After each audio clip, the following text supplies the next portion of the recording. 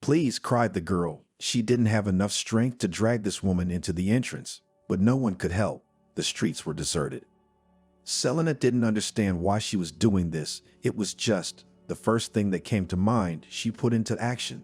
She made one last push, and already the woman was outside the threshold of the entrance. You stink. The girl plucked her nose and wrinkled her nose. She got up and went home. How long am I going to wait for you? Jack shouted to his buddies. Where are you always in a hurry?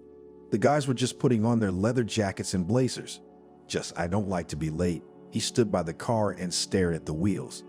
Nobody's late for anything. Billy came out to him. They had a jammed arrow today. They needed to keep their faces on the ground. How many? Asked Jack about the number of people his friends had pulled up. 40 men, one of them shouted. That's enough. He spat and got into the car. It wasn't the first time they'd been together, so they knew what was going to happen. They drove up to a large warehouse. No one was there yet. They started to look around. Not a couple minutes later, cars came from both sides, shooting. Jack fell to the ground. He grabbed his shoulder. He just couldn't feel it. How? Hey, fell down next to him to take cover behind a car, buddy. I'll live. He pulled a gun from behind his belt. The fight was not for life. Many of them just did not come out of it alive. Get to the cars, the man in charge shouted. But Jack, Sam looked in the direction of the enemy. I said to the cars, then we'll deal with these creeps. He turned and looked at the asphalt, where several lifeless bodies lay. Everyone in the car was silent. No one wanted to talk about what had happened. One thing was clear, there was no need to ever rush into anything. Those guys were saved by the effect of surprise. They saw where and how Jack's men were standing. To the restaurant, the young man said sharply to the driver. They turned, stopped in front of a beautiful building. Jack got out of the car. His cronies followed him. Quiet music was playing in the room. No one was there. Waiter, Jack called irritably, because there was no one in the room at all. Now, a woman's voice was heard. And now she came out from around the corner. The young man fixed his eyes on her. A tall girl with a chiseled figure. Short black hair, snow-white skin, red lips, and a short skirt made her irresistible. Mine, Jack turned to his companions. What do you want? The girl approached and began to smile. You. The young man grabbed her by the waist and pulled her closer to him. What are you doing? I'll call the guards. She was afraid. Don't worry, I won't hurt you. He sat her down next to him. I can't sit here, she looked back. With me, everything is allowed. He looked at her and admired her. They ordered. When everything was on the table, Jack poured in shots to memorialize those who didn't come back with them tonight. Beauty, do you have a name? The waitress sat with them as they did so. Inga, she said, looked at him and smiled. What a beautiful name, and I'm Jack. I feel like you and I were made for each other. He nuzzled his nose into her neck. I think you'd have to know a person a little bit to say that, she coquetted. I don't need anything. I can see everything. He pressed himself against her again. Inge liked that kind of treatment. She had wanted someone to like her for a long time. Today was her first shift at the restaurant, and such luck. They sat at the table until the evening, and then Jack stood up and held out his hand to Inge. Are you with me? He asked. If he says that, he's not asking about tonight. He's asking about forever, whispered someone behind Inge. Yes, she gave him her hand and got up from her seat. He nodded his head. That meant no one was getting in the car with him. The two of them went there alone. The girl looked out the window. They drove past various stores and other storefronts. It seemed to her that this man would do anything for her. She would be happy in this life. Jack was generous. He spared nothing for his girl, buying clothes, flowers, gold, anything she wanted. Inga didn't know what he did, but it didn't matter to her. She simply idolized her young man. Does it hurt? She approached him when he entered the apartment. Go away, he could have snapped at her, but Inga didn't notice it, let it pass her ears. Jack, let me blow on it, she said at him affectionately. Inga, there's nothing there. He wrinkled his nose as he moved his hand. Why are you doing all this? What if they kill you? That was what the girl feared more than anything. Spit, he glared at her until she did. I'll go, she went to the kitchen. Bring something to drink, he asked in a loud voice. Right now, Inga was happy to do anything for him. And let's get married. He took her in his arms. They had been together for almost 6 months. Sure, she kissed him on the nose. Then I'm telling the guys to make sure it's all good. He set her on the floor, slapped his palm on her butt, and stared after her. What are you doing? She turned around and made big eyes. To buy a wedding dress back then, you had to have quite a few connections or try really hard, but Jack had both. He made a couple of calls, and the next day Inga was trying on a white dress. So it's big for you sat next to her friend Oksana. She thought it would be just Are you stupid? It can be sewn, but no one else has it. Only me, she shouted at her friend. And don't yell at me, the girl got up, came to Inga and started to pull the fabric. Yes, this will be just right. They looked in the mirror. Jack was getting ready too. He bought a suit. He really didn't want to wear a tie. I feel like I'm going to put all this on, and then you'll put me in a coffin, he said. What are you talking about? Said his witness and best friend, Billy. All right, help me. The groom stood in front of him to tie his tie. What's there to do? The guy was twirling 2 ribbons in his hands. Oh, all right. Jack pulled it all off. Who made up that I have to wear a tie? That's right, supported his friend. They were ready. The cars were decorated too. Now all that was left was to pick up the bride and drive to the registry office. The groom could not embarrass himself in front of his friends and the rest of the gang, so the best restaurant in town was ordered. The wedding party sang and sang until the morning, and the next day the guests who urgently wanted okroshka and brine. Well, wife, now I need an hair, kissed her in the evening young man. There will be for you an hair and heiress. Inga laughed rinningly. Well, I'm on business. He went out and slammed the door. Not even 3 months later, as the girl realized that she was expecting a child, and she informed her husband about it. See, you can have it anytime you want. He was drunk. Were you with the girls? She pulled a hair off his jacket. Look, don't start, huh? He turned to her. What do you mean, no start? She moved closer to him.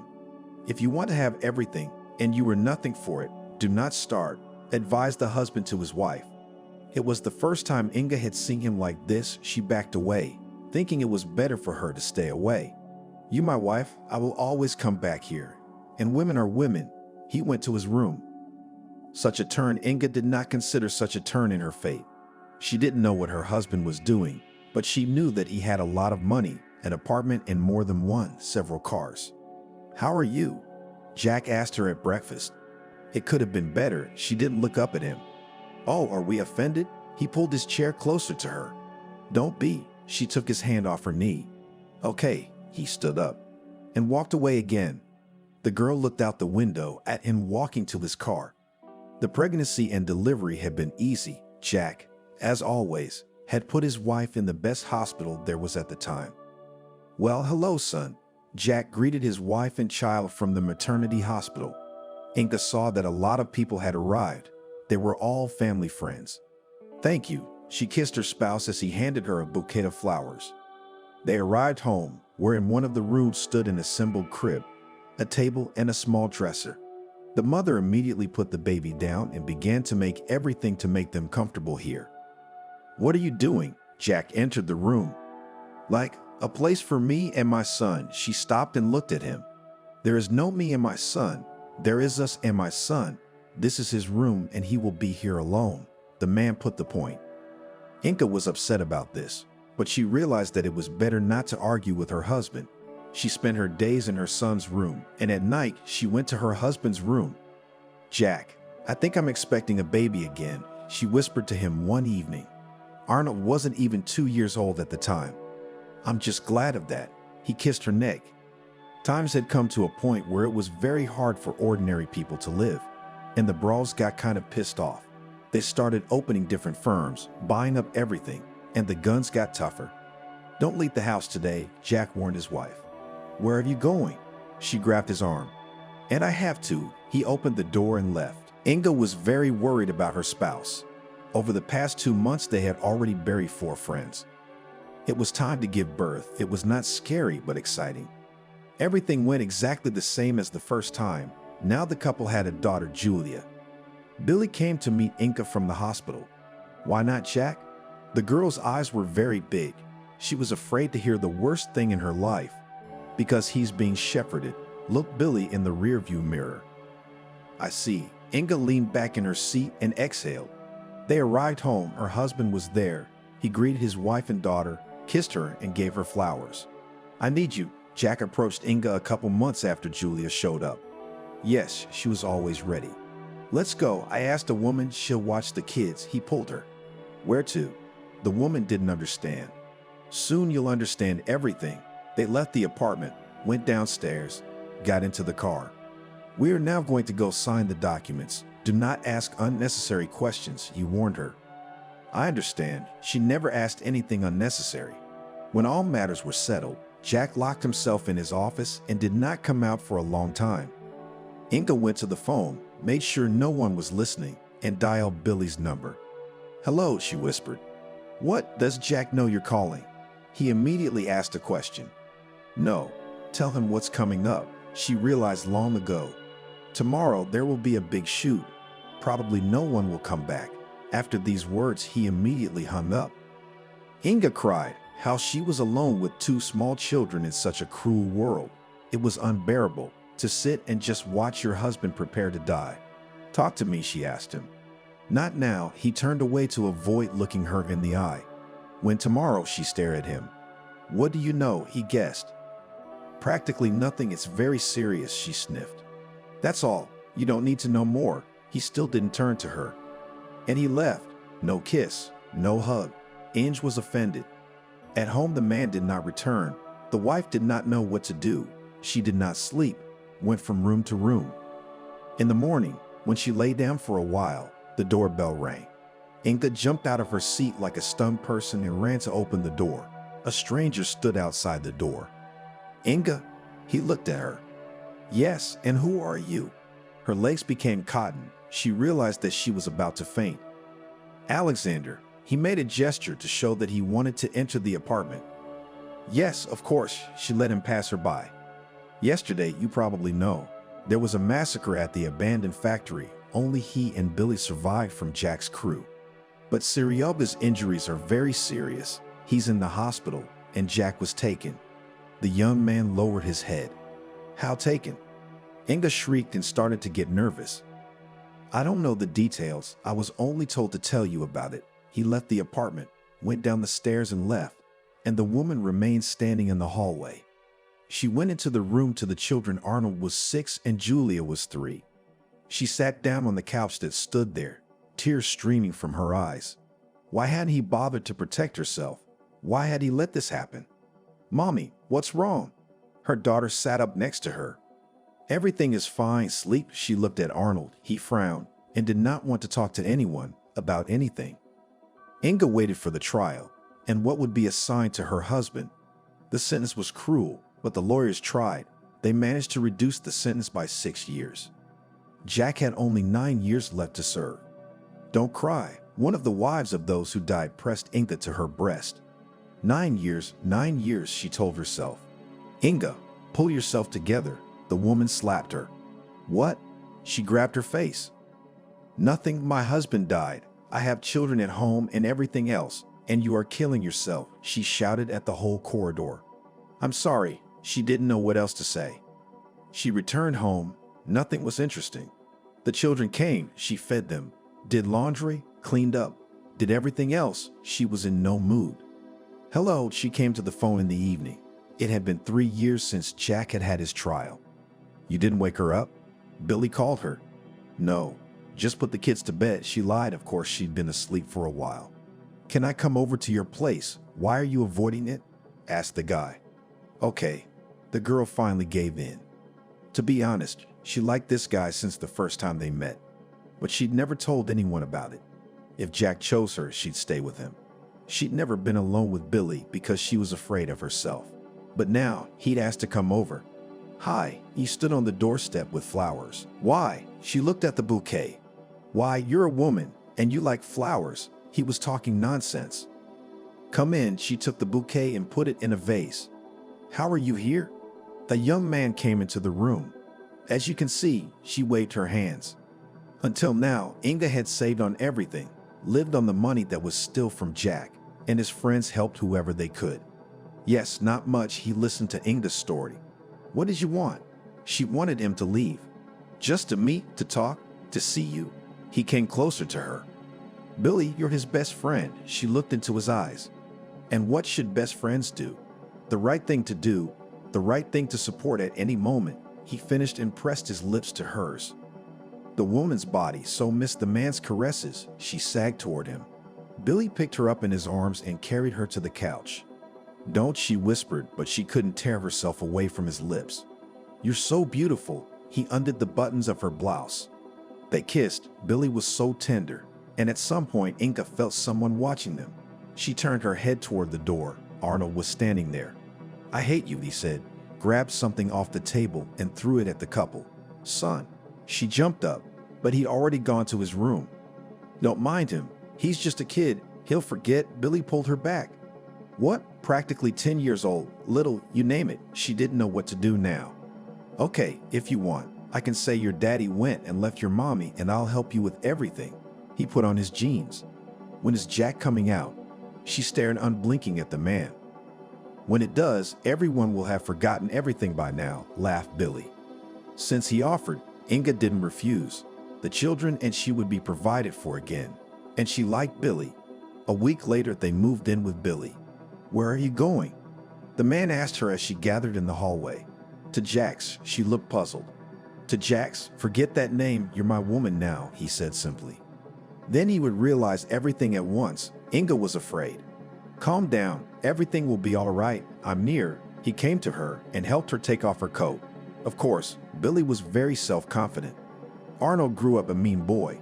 He hated his mother because she betrayed his father, and he felt even more anger toward her new suitor. Why are you looking at me like that?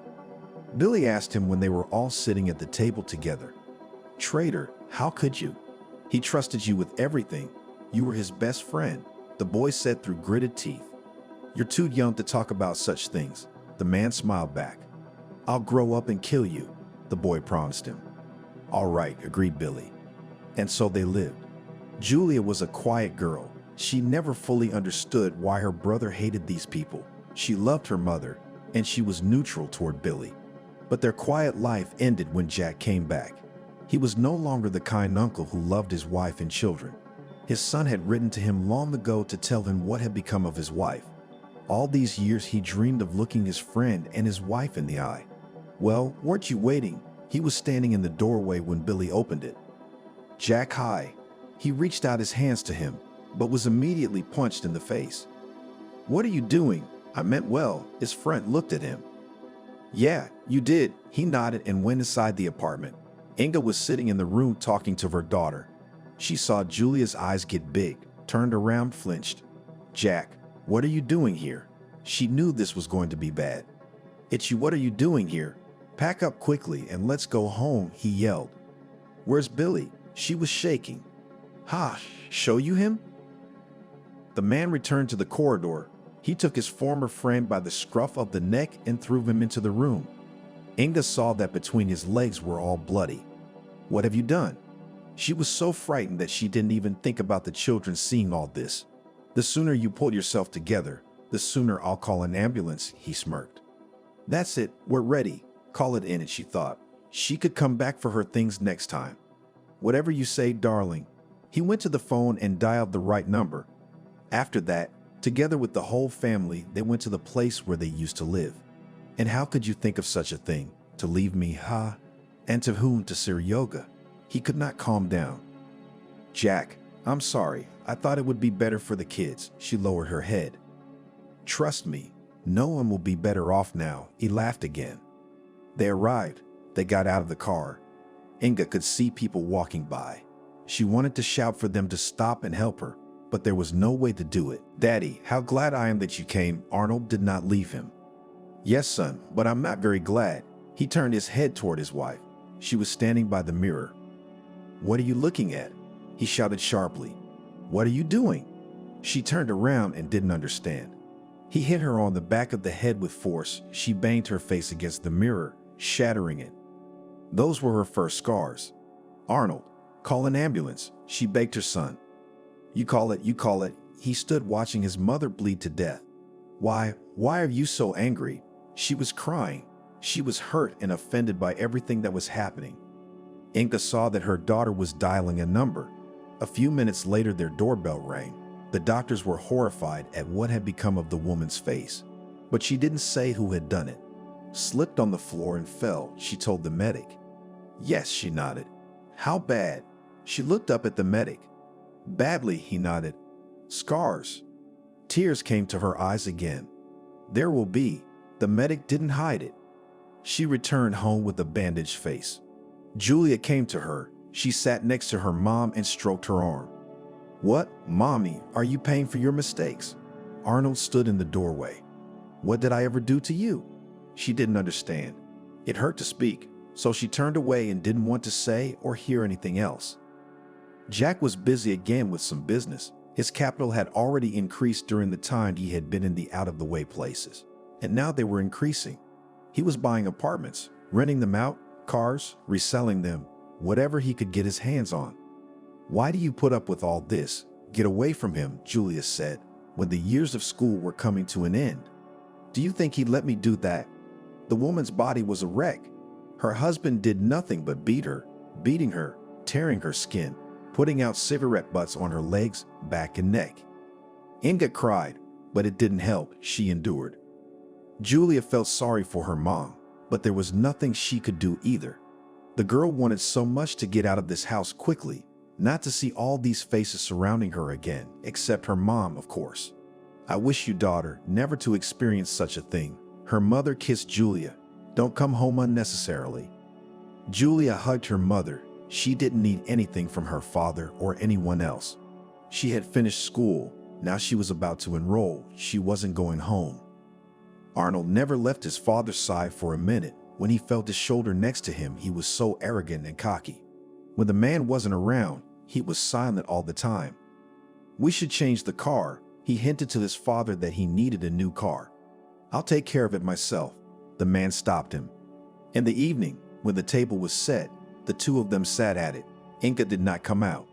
Why do you put up with her? Arnold asked Jack. Don't you know? The man was very surprised, for he knew that his son stuck his nose in everywhere he could. Believe me, no, thought he. So for love, bit off a piece of meat the young man. You saw her, what love, and what a beauty she was. The man savored these words. So why? The boy kept up. Then, when the hunt for me began, I signed everything over to your mother, so that I had nothing to take from me. It's a good thing she didn't know what she was signing to, or they'd have ripped me off with Billy, he said, his jowls moving. I can see why you're so fond of her. Arnold got up from the table. He'd been out a lot lately, traveling to different parties. He didn't arrive alone this morning. Dad, meet Diana. He introduced the girl. For an hour or all day? Pamiki asked. You what? This is my girlfriend, said the son, offended. Ah, well, if it's a girl, then come in. He pointed to the sofa, which stood in the living room. Diana got acquainted with the mother of her young man. Oh, she came out of the bathroom when Inga was walking down the hall. Don't be afraid, said the woman in a hoarse voice. What's wrong with you? Diana looked at her. Husband and son tried, she said openly. God, the girl even lost the power of speech. Think many times before becoming his wife, Inga warned her. Excuse me, she went to her room. Slava liked that he now had a girlfriend. He spent a lot of time with her, wanted her to be his wife, but also that it was very early to propose to her. Arnold, why don't we go for a walk today? Diana chirped cheerfully. Okay, we'll go for a walk, just a little later. He didn't want to go anywhere, just to lie on the bed with her. All right, suit yourself, then I'll go. She already wanted to leave the room, but Arnold didn't let her. He threw a slipper and the doors closed. You're not going anywhere. I told you later. He looked at her and got angry. Slavashka, what are you doing? Diana was scared. Nothing, Diana, he mocked her. She walked over and sat down on the bed next to the guy. He grabbed her arm and pulled her to him with a sharp pull. It hurts, she wrinkled her nose. Me too, he started kissing her. Diana did not push him away, on the contrary. She began to reciprocate. The girl realized that one wrong action and he would just throw her to the trash. Hello, can I sit here? The girl came to Inga's room. Did you hit her? She guessed. No, just a fight. The girl averted her eyes. Yes, I know how he quarrels, sighed the woman. They sat in the room for a few minutes in silence. What am I to do? Asked Diana at last. Nothing, run or endure for the rest of your life. She pointed with her hand to her face. After that, the woman and Inga began to communicate well. Arnold proposed to me, she showed me the ring. You'd be a fool to marry him, the mother said quite seriously. But I love your son, she said confusedly. Yes, I thought I did too. Inga smiled a little. Will you help me prepare for the gala? She hoped for the woman's support. Of course, the woman never refused anyone. But the next day Arnold announced that there would be no celebration. They would just get married and sit here as a family. Would we invite Inga? The bride was sure of it. Of course not. The son wrinkled his nose. Good. Again the girl swallowed everything. On the weekend, they went to the registry office. If Diana wore a beautiful dress and arranged her own hair, Arnold was in stretchy sweatpants and a t-shirt. Could you dress normally? She didn't understand. And so it will do. You love me not for money and not for clothes, he winked at her. What a fool you are. Why are you like your father? Your mother has suffered so much and you are there. Diana got angry. They signed. They were now husband and wife. They came home, as Arnold wanted. There was a huge table in the hall, bursting with hors d'oeuvres. Only Jack was there to greet them. Well, hello, children. He hugged the two at once. Let's eat already, sat down at the table the groom. And I have a present for you. The father left the room. He came back with a box, handed it to his son. It was the keys to a new car. Thank you, Dad. I've wanted it for so long. The young man rejoiced at the gift like a child. Diana looked at the two relatives and waited for something to be given to her. But it turned out that there were no more presents. It was a shame. In the evening, she went to Inga's room and took some cake to treat her. Thank you, my daughter. But in the morning, you'll realize what kind of husband you've chosen for yourself, the woman said. No, we'll be fine, the girl assured her. Yes, the woman stood and nodded. She knew her son better than anyone and what he was capable of. I can't even imagine that your own son could do this to you, Diana told the woman. Believe me, he may not have done much physically, but mentally he was killing me to the point where I just wanted to lie down and do nothing else. Inga turned away to the window. Perhaps she could cry now, if there were still tears left. As Diana said goodbye to her, she left the room. The girl had no idea that all the things she had said today were to be experienced by her. Where have you been? She entered the room and heard the voice of her drunken husband. Arnold, what are you doing? She came up to him like a pussycat. What? That's what he hit her in the face. She flew right back to the door. The girl was lying there, looking at the young man with frightened eyes. What do you think you're doing? She started to get up, but he wouldn't let her. You went to see her, didn't you? Do you want to become like her? Only I turn away, immediately to my friend you will go away. Stood over her and spoke haughtily. What friend? You don't even have any friends. Diana didn't understand anything. No friends. Again she received a blow in the side. Soon will appear. Do not worry. And now go, wash up, and go to bed. I'm tired. Diana stood under the hot shower. Tears flowed down her cheeks. She didn't know what to do now. Inga was right when she said he was like that. Why did she take this step? Why did she marry him? Why did she pretend to some riches? And life, what about it? She couldn't stay in that shower forever. She had to get out at some point anyway. And Diana was out of there. Arnold was already asleep on the bed. She breathed a sigh of relief and lay down next to him. In the morning, he got up as if nothing had happened, kissed his wife, and told her that they were going down for breakfast together now. She couldn't bear to look at him. Right after breakfast, she went to her mother-in-law's house again. Oh, did my predictions come true? She looked at the girl's lip. Yes, you were right. He was drunk last night, and everything happened as you said. Diana is ashamed to admit it. Inga came up to her, pressed her against her, stroked her head. At that moment, the door opened. On the threshold stood the son. What are you? What are you teaching her here? Shouted at his mother Arnold. It's time for you to calm down. I'm not teaching anyone anything, and I myself did nothing wrong. I only wanted you and Julia to be happy, she told him in a calm voice. He grabbed her by the hair and pushed her. Her mother fell down. She didn't want to get up because she knew that this blow would be followed by another one. Arnold grabbed his wife's hand and they left that room. Inga got up. She didn't know what to do, so she went to her husband's office. "Jack, can I come in?" she asked at the door. "What do you want?" He looked at her sideways. "I want to talk to you." She sat down in the chair across from him.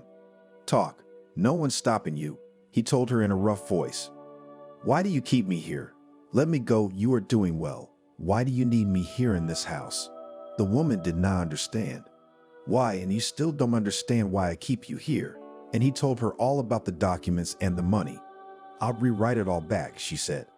"No, darling, I don't want to lose everything I've worked so hard for," he laughed in her face. "Am I to suffer with you for the rest of my life?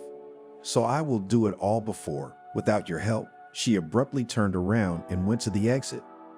Come on, you'll only make our lives easier," her husband said to her. She ran down the steps and cried. She would never wish such a fate as hers on anyone. In her room, she opened the closet, took out a sash, tied it to the radiator. And the worst part was that she didn't have the fortitude to do it to herself. She sat down helplessly by that radiator and cried in her voice. In the evening, when father and son were conferring in his study, Diana came to her again. "Why did you come here again? Didn't you get enough of it last time?" "I'm quiet. They are in a meeting in the office." She pressed her finger to her lips. At that moment, the girl's eyes slid to the floor. She saw the belt. "Go." Her mother-in-law pushed her towards the door. "You what?" She stared at Inga. "Nothing. Didn't have the guts," the woman admitted. Diana walked out of her room, eyes widened. She imagined what could happen now. Would she have to suffer the same way for the rest of her life? The girl cried for the first time in this house just for fun, out of thought. She went out into the garden, where it was very beautiful. Arnold joined her a few minutes later. "Where are you going?" he asked casually. "Nowhere, I just decided to walk here." She looked at the green bushes. "If you go anywhere without my knowledge, you'll be fine," he said knowingly. "Arnold, I don't want to be your wife anymore." She looked at him pleadingly. "Why not? You've been pleasing me, all to get me to propose. And now what's happened?" He made a perplexed face. "Let me go, please." She put her hands together. "As soon as I get bored of you, you'll go straight to all four sides." He turned around and went into the house. "Fool," Diana said to herself, and followed her husband. After that, further married life consisted of one thing. He came home. Diane slept with him. She was no good for anything else, according to Arnold. When there was no one else in the house, he and Inga would gather in the kitchen. They might even drink wine and gossip. But that was very rare. Usually both of them were in their rooms. Julia was by this time well into her studies. She knew that she could only rely on herself, so she had to get a profession. "Did you get in?" asked her friend, whom they had met on the train on their way here. "I don't know." Julia stood with her back to the board where the results were hanging. "Girlfriend, I congratulate you, and I got in just to another college. It's across the street." She pointed her finger at the building. At this point, Julia was finally able to tune in and turned around. She had indeed gotten in. "Shall we celebrate?" Nika pressed her. "Okay, just not tonight. I have a headache," she complained. "Well, how boring you are," took offense girlfriend. "Tomorrow or at the weekend we'll go somewhere," Julia said. "Aren't you going home?" Nika asked. "No, I don't want to talk to my parents," the girl confessed. "I see, but I'm going. So it's not fate." They laughed together. Julia did not want to shirk her studies. She chose the profession herself. She entered it herself, and now she wanted to finish it herself. But sometimes fate gives surprises you don't expect. They had a celebration at the college, dedication to students. It was fun, a concert, and afterwards, a disco. Julia had so much fun that she forgot about the time. When she looked at her watch, it was past 11. She ran to the dorm. No, the stern janitor mothballed her from the window. "Well, please," the girl begged her. "I won't let her in." The woman stepped away from the window and walked away. Julia looked around. It was dark and cold outside. She didn't know where to go. She wandered to the nearest 5-story building, at least in the entryway to keep warm. There she sat down on the steps and dozed off. "Who are you?" A guy came up. "Nobody," the girl snapped at him. Well, nobody, what are you doing here? He sat down next to her. You could hear that he smelled of alcohol. Leave me alone. They didn't let me into the dorm, so I'm sitting here. She didn't want to talk. Let's go. He took her hand. Where to? She didn't want to go, so she started to pull away. Don't be afraid, silly. He looked at her and smiled. Julia followed him. She wasn't. At least she'll be warm. Here, I live alone. You can stay here. He led her into his apartment. Thank you, she said quietly. The guy went to the kitchen, put the kettle on, went out into the corridor and watched her take off her shoes and jacket. Let's go. I'll make tea, he called her. They walked through, sat down at the table. The young man made tea, put it in front of Julia. Carlo, he sat down opposite. Julia, she took a small sip of tea and burned herself. So here's to introductions. He raised his cup. Aha, she sat back and looked into hers. Carlo bedded the girl on the couch. She didn't want to sleep, a little afraid. But as soon as her head touched the pillow, she just passed out. Wake up, sleepyhead. You'll sleep through everything. The guy woke her up in the morning. Yes, Julia jumped up. Where is she? What's wrong with her? I had a lot of questions in my head. Don't worry, you haven't been drinking, he laughed. I have to go to school. She started packing the things she had taken off yesterday before going to bed. Will you meet me today? He asked as he walked her to the door. I don't know, she looked up at him. At that moment, something clicked inside. Why hadn't she noticed yesterday that he was so handsome? Well, I know where you live. I'll come get you. He opened the door for her. Julia came out. From that moment, the girl couldn't help thinking about Alexei. She waited for him, but he did not come. The next day, she also waited for him, but again, he was not there. What's going on with you? Sarah, her roommate, asked her. I think I'm in love. She didn't want to tell anyone how she felt. With whom? She was surprised because Dashka was either at school or in the dormitory all day long. Remember when I didn't sleep at home? The neighbor looked. Yes, she nodded. So Julia told me everything. You have to be so naive. It's good. At least nothing happened in the apartment. Shook her head, neighbor. You don't understand anything. The girl was offended. Okay, but you understand a lot. She turned her back to the wall. A month passed and Carlo never showed up.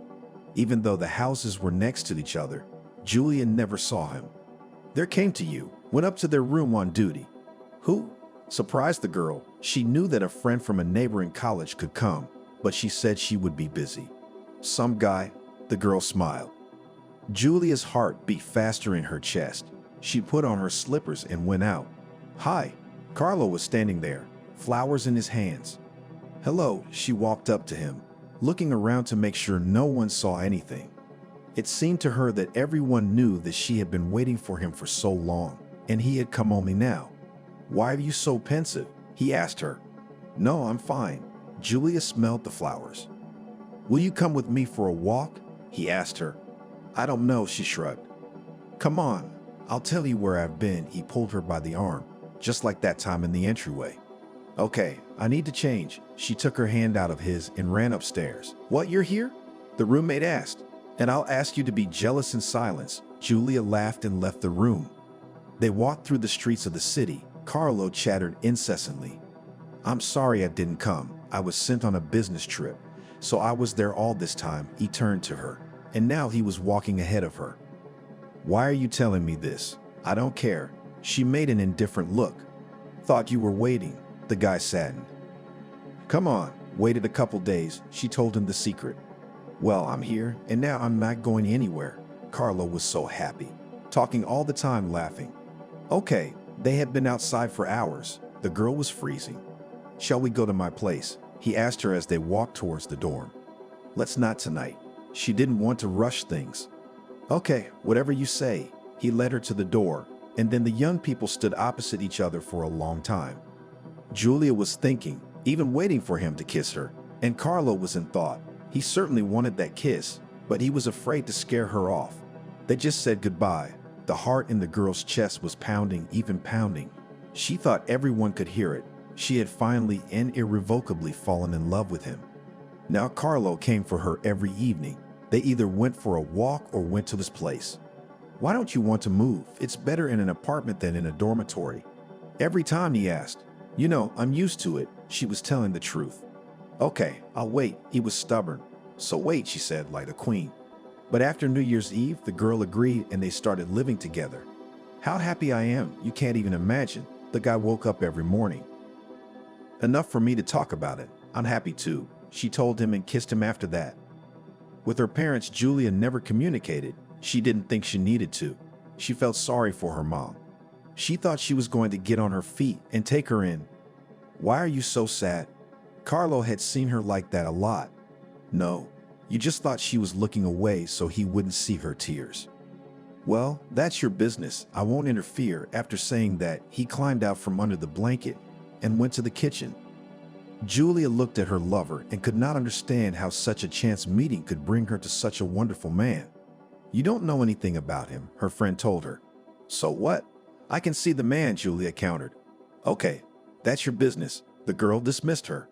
From that moment on, Julia stopped talking to everyone from her past circle. She gave all of herself to Carlo. Why don't you ever talk about your parents? Carlo asked her once. I don't want to. I'm not doing well there. She didn't want to deceive him. Okay, I'm not bothering you. He kissed her. One day, Julia went to the store. On the way, she met a classmate. They walked together, talking about something on the way. Carlo came home at that moment, knew where his girlfriend went out to meet her and saw this picture. Who was that? He asked her at home. An acquaintance we studied together. She was sorting out bags. And why she did not pay attention to this situation, Julia still does not know.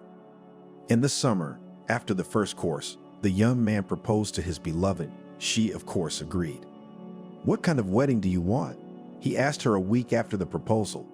None, she laughed. What do you mean? You're turning me down. You could see the guy was angry. I just don't want it. She was honest with him. Oh, you scared him, he exhaled. They filed the application. Julia was very worried that she couldn't tell her mom about it, but she thought she would definitely visit her sometime. After the marriage, the young people didn't go anywhere. They just went on with their lives. We're so boring, Julia said to Carlo. What do you miss? He asked. I don't know, she sat on the couch and shrugged. If you want, you can go out, he suggested. Well, she was going to ask him about it, but she didn't have the guts. The girls had been asking her to go out for a long time, and this weekend she promised them she would. That day she came home from school and started to get dressed up. In this skirt you will not go anywhere, stood in the doorway of the room husband. Why? The girl didn't understand. It wasn't short. Because I said so. He was insistent. Okay, she obediently changed her clothes. As Julia walked out, Carlo kissed her, said love, and closed the doors. It was so nice to get away from this domestic routine. Julia just danced. She didn't think about anything. She rested her mind and body. This evening she enjoyed her freedom. She was coming home and didn't expect what was waiting for her there. I'm home. She entered the apartment. Did you have a good time? Her drunken husband came out into the hallway. Carlo, you let me go, didn't you? She didn't know what was going on. Yes, I did. I thought you'd say no, that you'd spend time with me. His tongue was slurring. What's going on?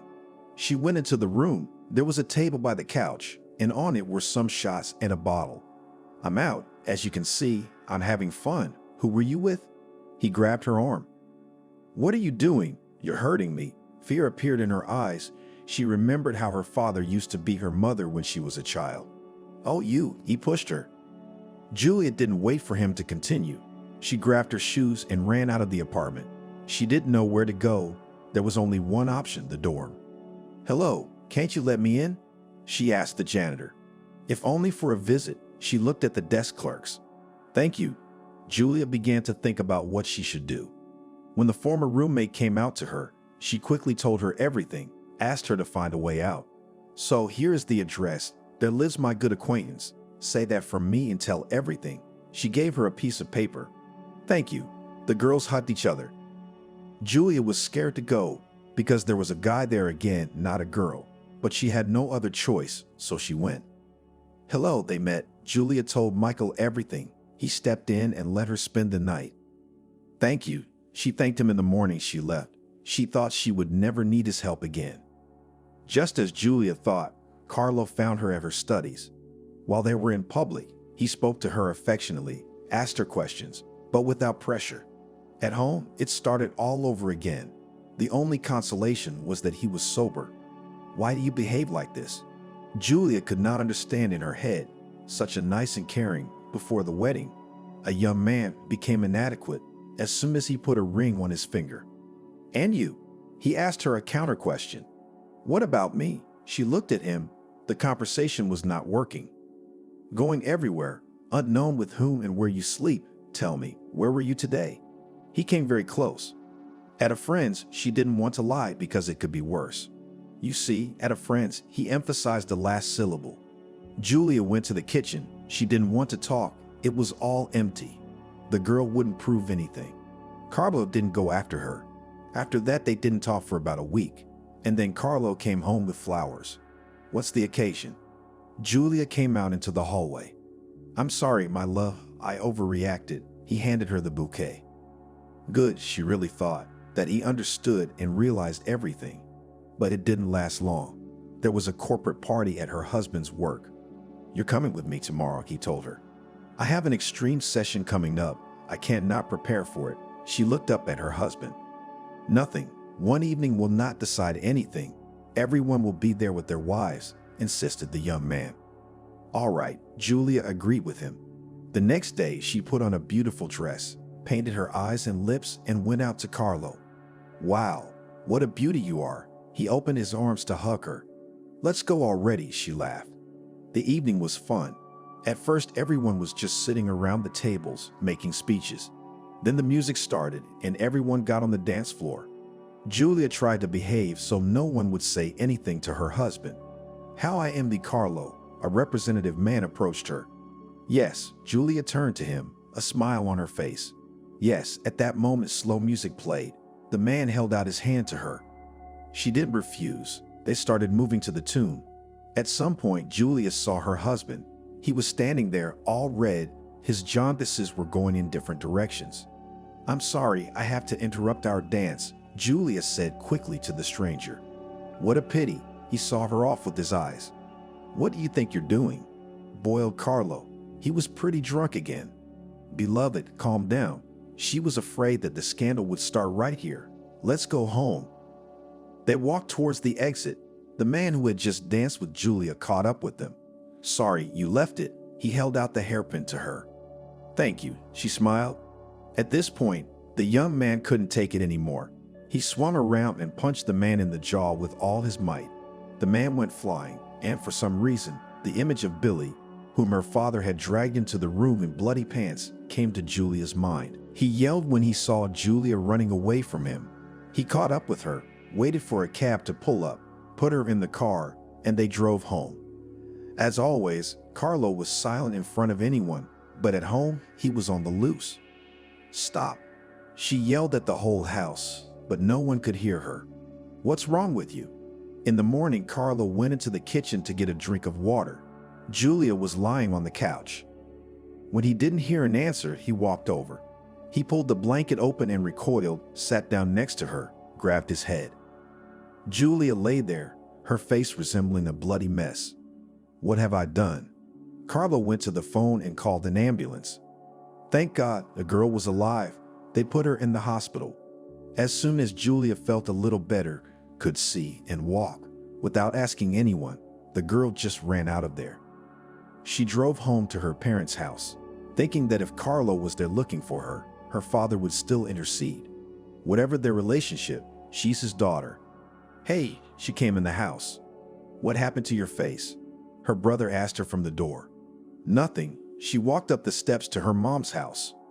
Julia rushed to her Inga. She first hugged and then pulled her daughter aside to look. It can't be, she cried. Maybe, apparently it's fate, she cried. Everything will be all right. Ask your father for help. He won't refuse, the mother advised.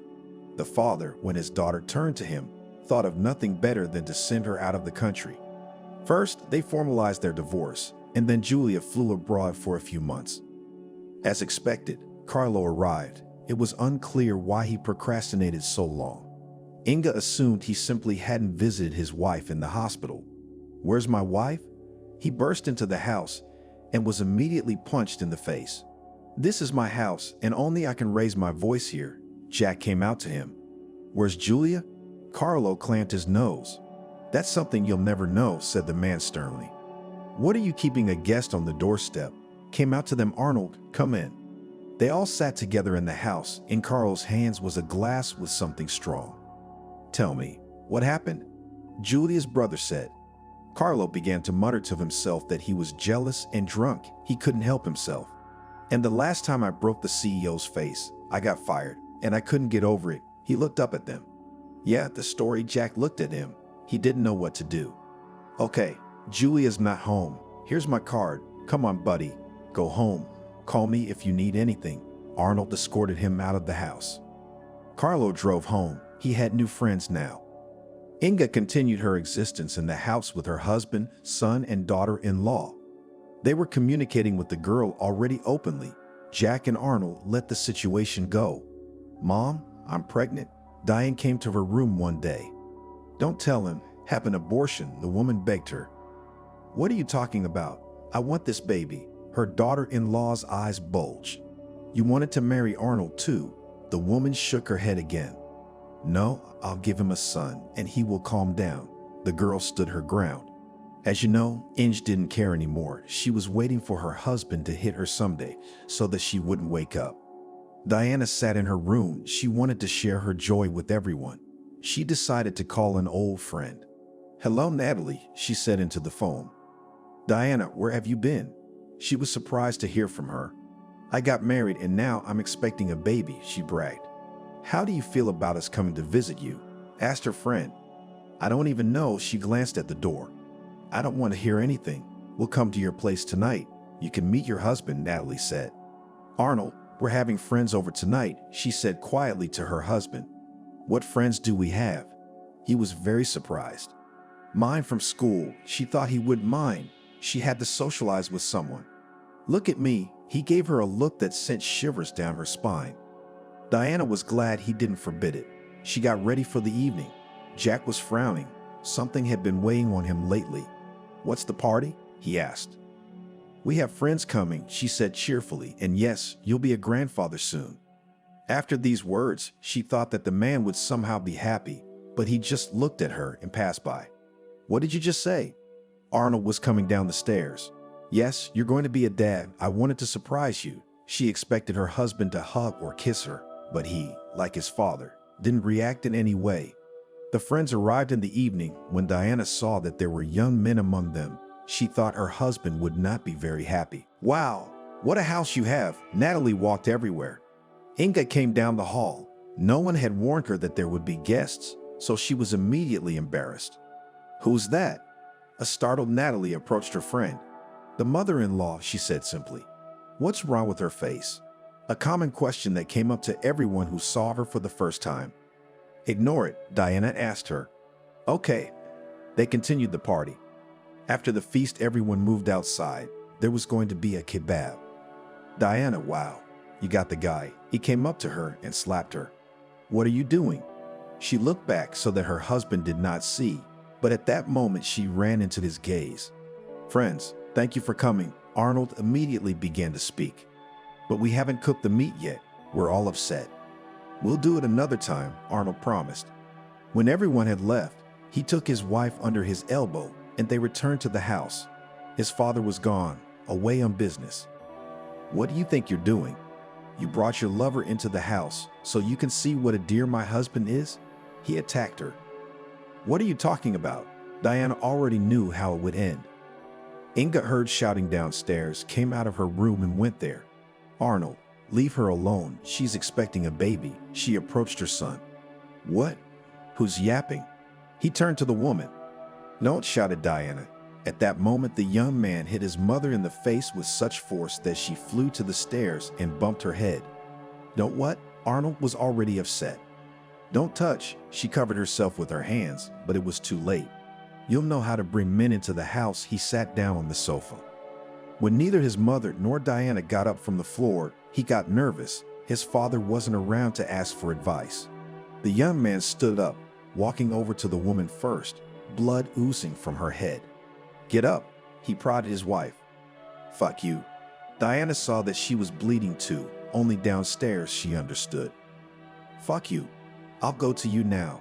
And again the shock and darkness. The woman and the girl woke up in the hospital. Inga had a severe concussion and Diana had lost her baby. What are you doing? Jack started yelling at his son. You weren't there. What was I supposed to do? The boy whined. Okay, we'll figure something out. He pulled out a briefcase. When the doctor came in to see Inge, she was lying there staring at him with empty eyes. Will you be writing a statement? He asked her. What statement? She pretended not to understand. I see. He left the room. Diana was crying. She knew she didn't want to be with this man anymore. But how to get rid of him, she didn't understand. I write a statement or we get a divorce. She gave him an ultimatum. We'll see. He wanted to say something to her, but he turned and left the room. We have to do something, Jack said to his son at home. What do you mean? Arnold didn't understand. With your mother, she's got a bad headache. She won't do anything now, the man was sure. What's the plan? The young man was ready to listen. First, you must divorce your wife. You do not need her. Only problems, advised the father. Well, I was going to do that myself, he admitted. After that, find your new friend, Carlo, I think, who lived with Dashka. We will give him the most difficult task, the man said point by point. Understood, Arnold smiled. After the conversation with his father, he began to immediately put the plan into practice. First, he went and negotiated a divorce. It didn't take long. Hey, he walked into Diane's room. What do you want? She was very angry with him. Here, he put an envelope of money on the table. I filed for divorce, you're free. Here's some money for the first time. Did he say everything? She looked at him contemptuously. Yeah, he didn't even say goodbye. He just walked out of the room, that's all. After that, he looked at his mother. She was lying in bed smiling. He realized what his father was talking about. Arnold left the hospital and immediately called Carlo. An unemployed guy could use the money. You got it? He talked to him. Yes, as soon as you call, I will be at your place, promised the young man. That was the end of their agreement. It remained to wait for Inga to be discharged from the hospital. They didn't have to wait long. Not even 2 weeks later, she was already home. Hi, Jack said hello to her. She just walked past him, humming something to herself. Crazy, Arnold said after her. Shut up, his father put his finger to his lips. In the evening, Carlo arrived. Now listen carefully, Jack began to say. Now you go to your ex-mother-in-law. Tell her you want to talk. As if you feel bad after the divorce with Dashka. Cry, bring tea. Beforehand, dissolve this in hot liquid. No one will ever figure it out. After his words, Jack gave Carlo a capsule with a clear liquid. Do I have to kill her? The boy was frightened. Think about it. Arnold showed him a thick envelope with money. And why do you need it? Did not understand the young man. After her death, we will receive the inheritance, said Jack. I see. Carlo understood everything now. Today, he spent the night in this house, and for tomorrow the plan was to be executed. Carlo went to Inga's room after lunch. He asked if he could come in, she smiled. Hello. He entered then uninvited. Come in, she sat him on a chair. Do you remember me? I'm your daughter's ex-husband. He was nervous, and Inge sat looking at him, happiness on her face. And then Carlo started crying. How bad he felt, how tired he was, and all the other things Jack had told him. How about some tea? He asked. Wouldn't say no, she looked at him. Now he left the room. In the kitchen he did as he was told. There's our tea. He brought a tray of cups and cookies into the room. Look, I had a delicious roll in the cupboard, the woman asked. Okay, he got up, but he didn't find any roll there. Well, I have to go. They finished their tea. The young man got up from his seat and went to the door. At that moment, the woman just fell off her chair. Carlo came down the stairs. He was happy. Arnold handed him his fee. After that, he advanced home. What now? The son looked at his father. We'll wait until night and take her out into the woods, the man said. Until then, Inga lay on the floor. All evening, Arnold agonized over what would happen to them if anything came to light. But he looked at Jack and realized that if he was calm, there was nothing to worry about. When night fell, they loaded the woman's body into the car and drove away. They drove far away so that no one they knew would find her. This would be fine, Jack said. His plan was to leave the woman here and report her missing a few days later.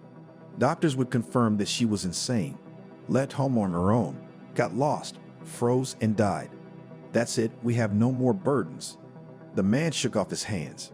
You're right, they got in the car and drove home. Early in the morning, the forester went around his property, looking to see if anything was caught in the traps. When he reached the edge of the forest, he saw a beast lying on the ground and came closer.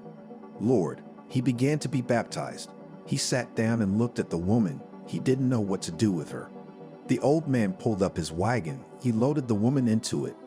He was afraid that he would be blamed for the death of this unfortunate woman. He saw that on the outskirts of the city, there was a place where homeless people were fed and hot lunches were brought to them. So he decided to take the woman there. Who are you? Inga opened her eyes, and several overgrown and bad-smelling people were leaning over her.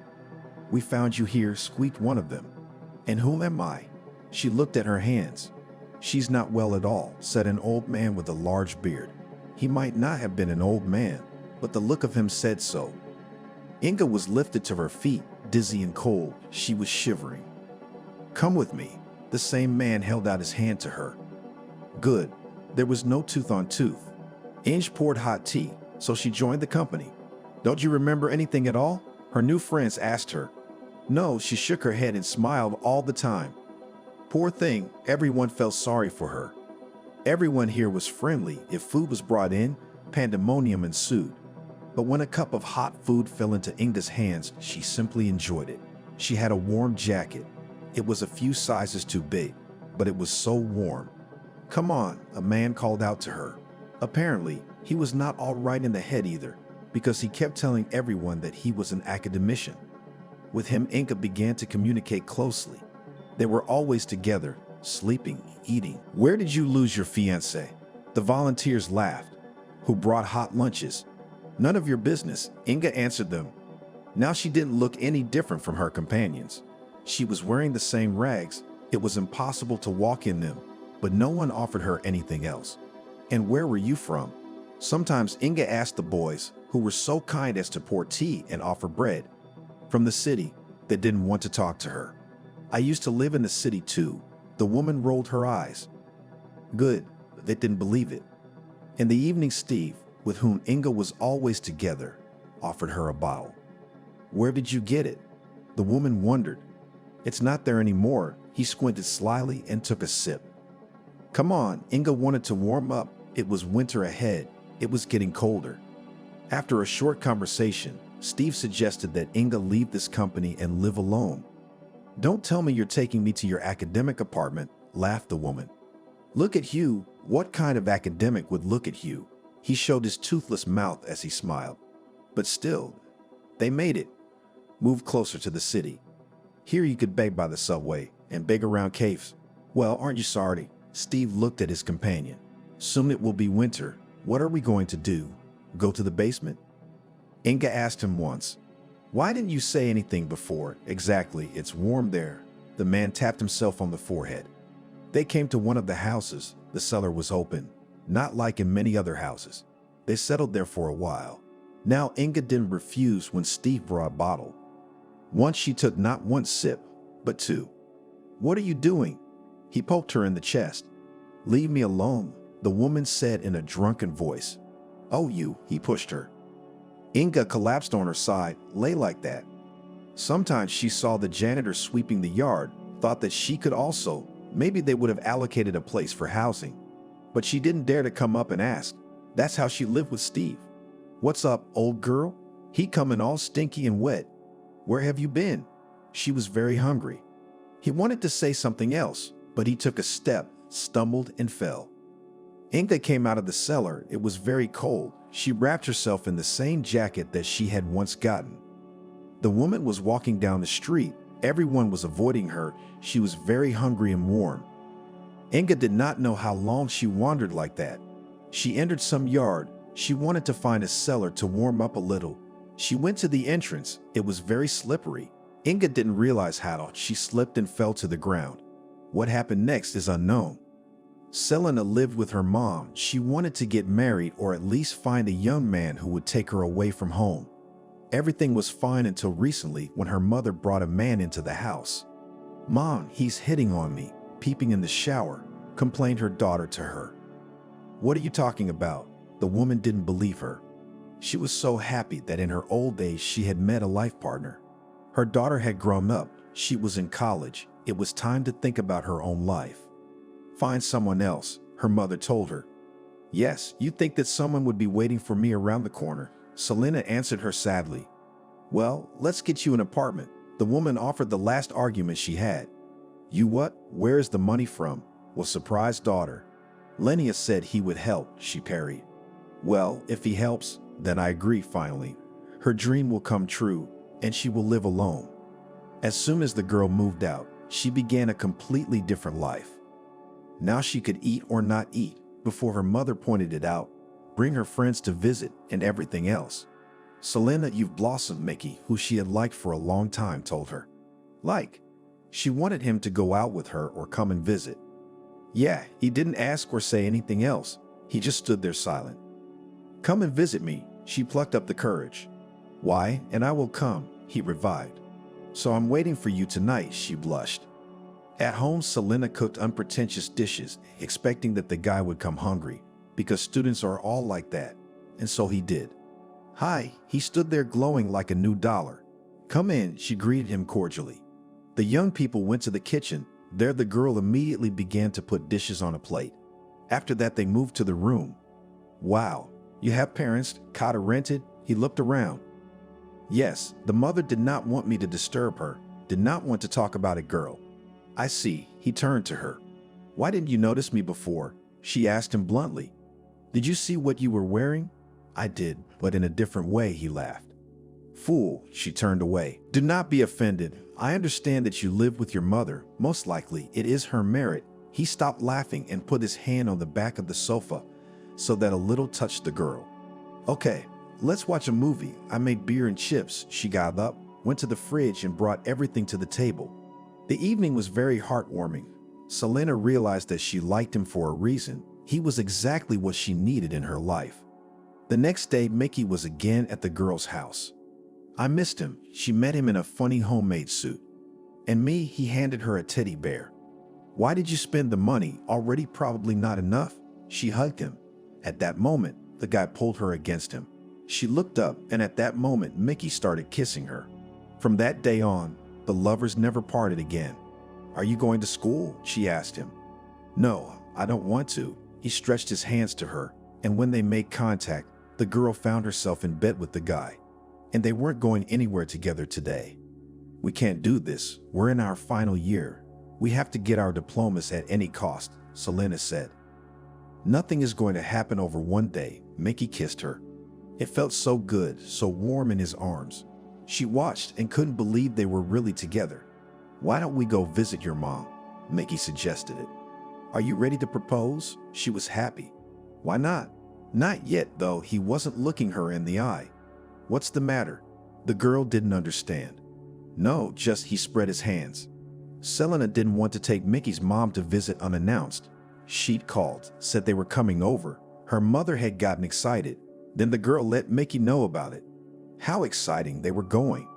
"I don't see what the big deal is," she shrugged. "Hello." They entered the house where the girl's mother lived. "Hurry, things would soon get cold." The mother was waiting for them. Richard was already sitting at the table. He was smiling. "Well, what, daughter, are you going to get married?" her mother asked her. "Wait, we haven't finished our studies yet." Selena made a serious face. "It's okay. You'll get your diplomas, get a job, and then you'll start renting an apartment yourself, and you'll get married," the woman reasoned. To be honest, Selena didn't expect anything else from her. She looked sadly at the woman who had loved her as a child, strictly brought her up in her youth. And now what? That Richard had come along and everything had gone to shit. "We should probably go." The girl stood up. She looked at Mickey. "Where to? We haven't tried anything yet." You could see that the guy was getting into the confidence of his future mother-in-law. "There, you see, the guy says smart things." Got the mother on his side.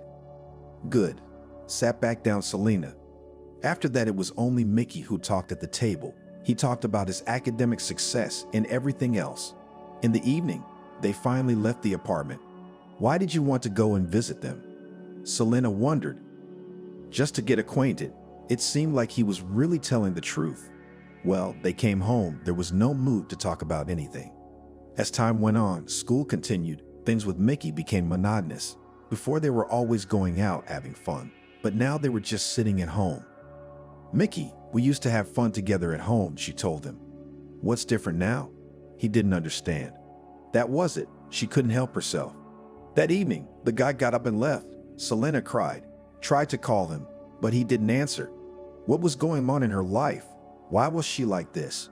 She'd gone from being a kind, helpful girl to some kind of freak. She thought it over, and the next day, while studying, Selena approached Mickey.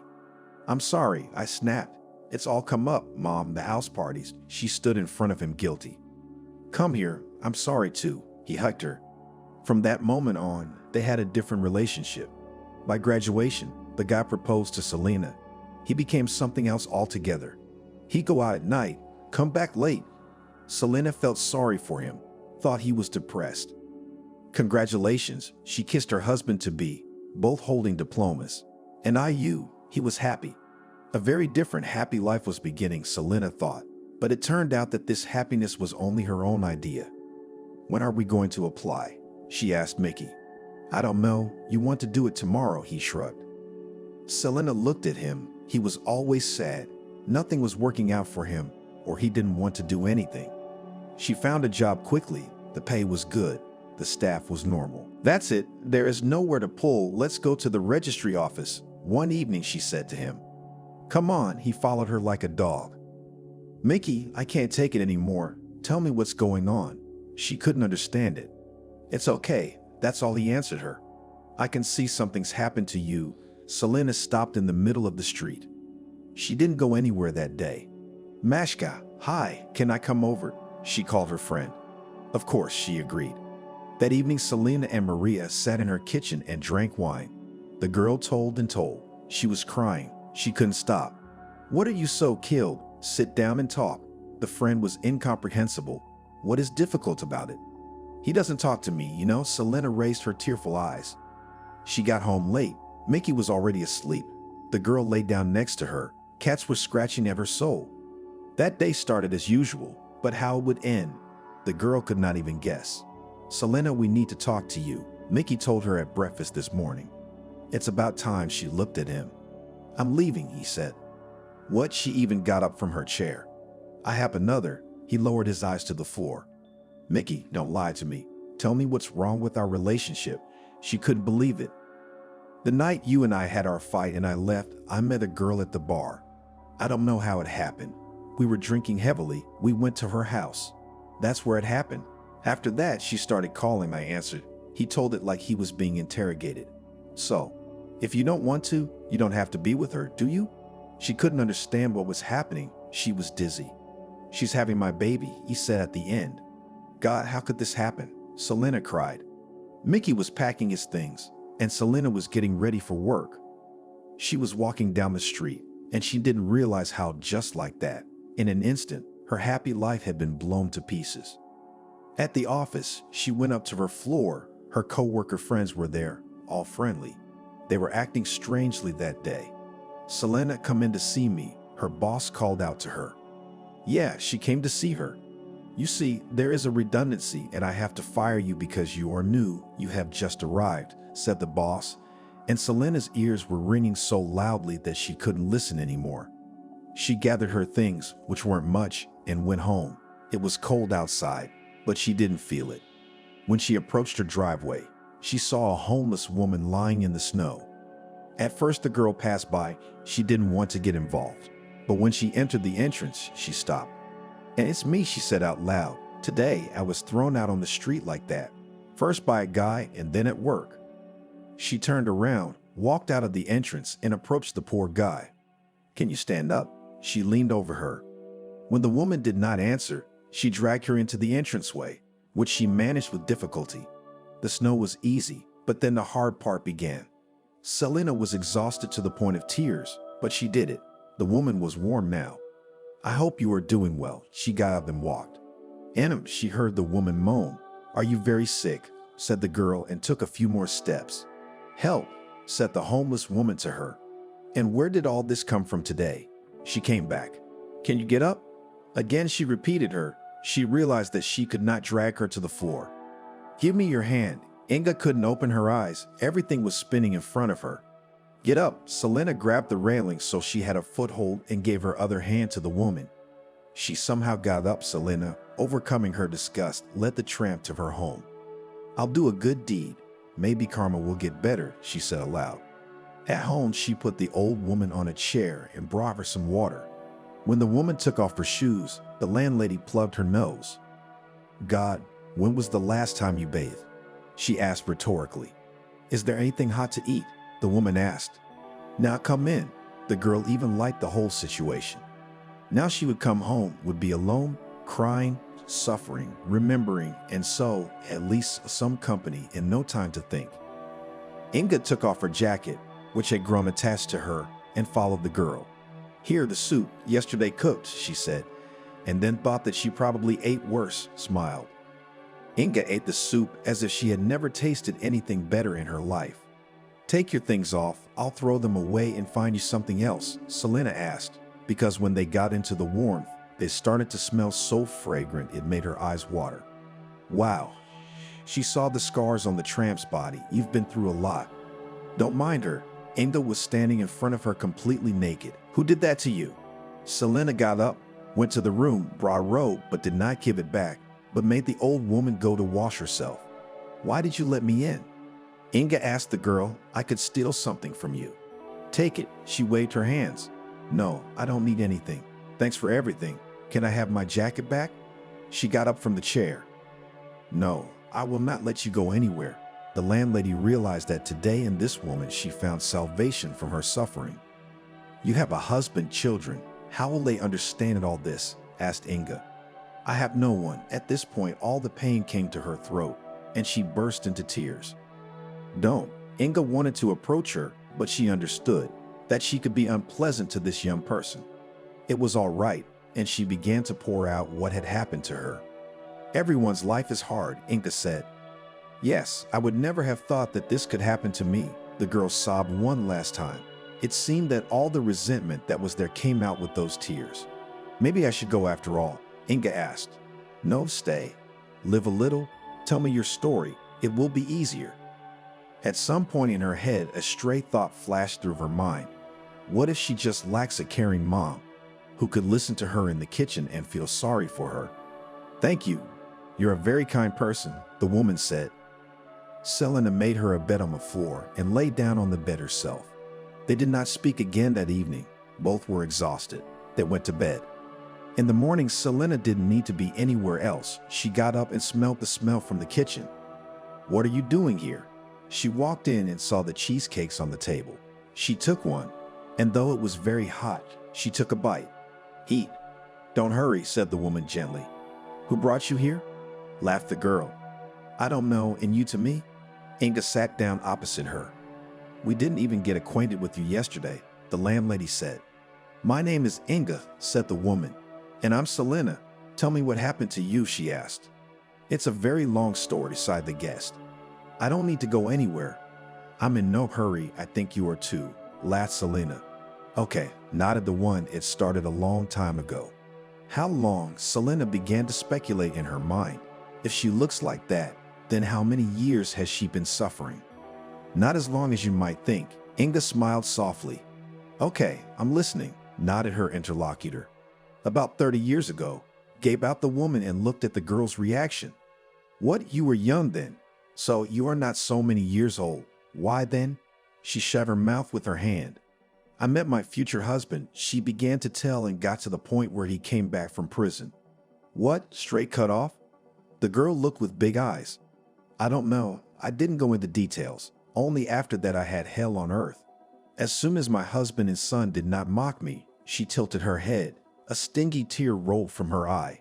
And how did you survive all this? The girl was silent. I don't know. I even tried to hang myself, but I didn't have the will, she said, asking him to let me go. but Jack kept me at home like a slave. And then it happened that my son attacked his wife. I interceded. He pushed me away, hit my head, ended up in the hospital. Terrible. Those were the only words Selena said. But for me, it was a step to salvation. When I woke up, I pretended like something was wrong and I didn't understand anything. I smiled all the time and did things I didn't understand. At home, they stopped taking me seriously, didn't pay attention to me, and I just needed it. She was getting angry with every word, so she was angry at the men in her family. I see, Spinall rubbed her hands. Yes, so they planned to get rid of me. They were discussing the plan. I wanted to come down at that moment. I heard it and froze. My ex-brother-in-law was going to poison me. I prepared myself. While he was in my room, I switched the capsule in his pocket for an ordinary sleeping pill. When I drank tea, of course, I fell down. They thought the deed was done. Inga stopped, drank tea, looked at Selena. And what next? She was already so engrossed that she was interested in everything else. I'd of course do not know it, but I can guess. I was taken to the forest. Imagine my own son. Okay, husband, but a bloodline. I do not understand. I woke up from the cold, heard footsteps, got scared, pretended to be unconscious again. A man came over. I was so afraid he would take me to the hospital. They would find out who I was and bring me back to that wretched house again, she sobbed. Yes, that's quite a story, Selena marveled. But he turned out to be a coward, scared of something, took me to the tramps that lived on the outskirts. And then I had to play amnesia. The people who brought the food were always asking around. What was their name? To help them find relatives, and I didn't want that. Let it be with vagrants, but I'm free. No one pokes me. No one commands me. She stopped again to drink tea. How did you end up here? It's far from the outskirts. Selena was already head over heels in that story. To be honest, it's not a good story. I don't want to tell it. I'm disgusted. You saw what I was like when I came here. She looked at her new acquaintance.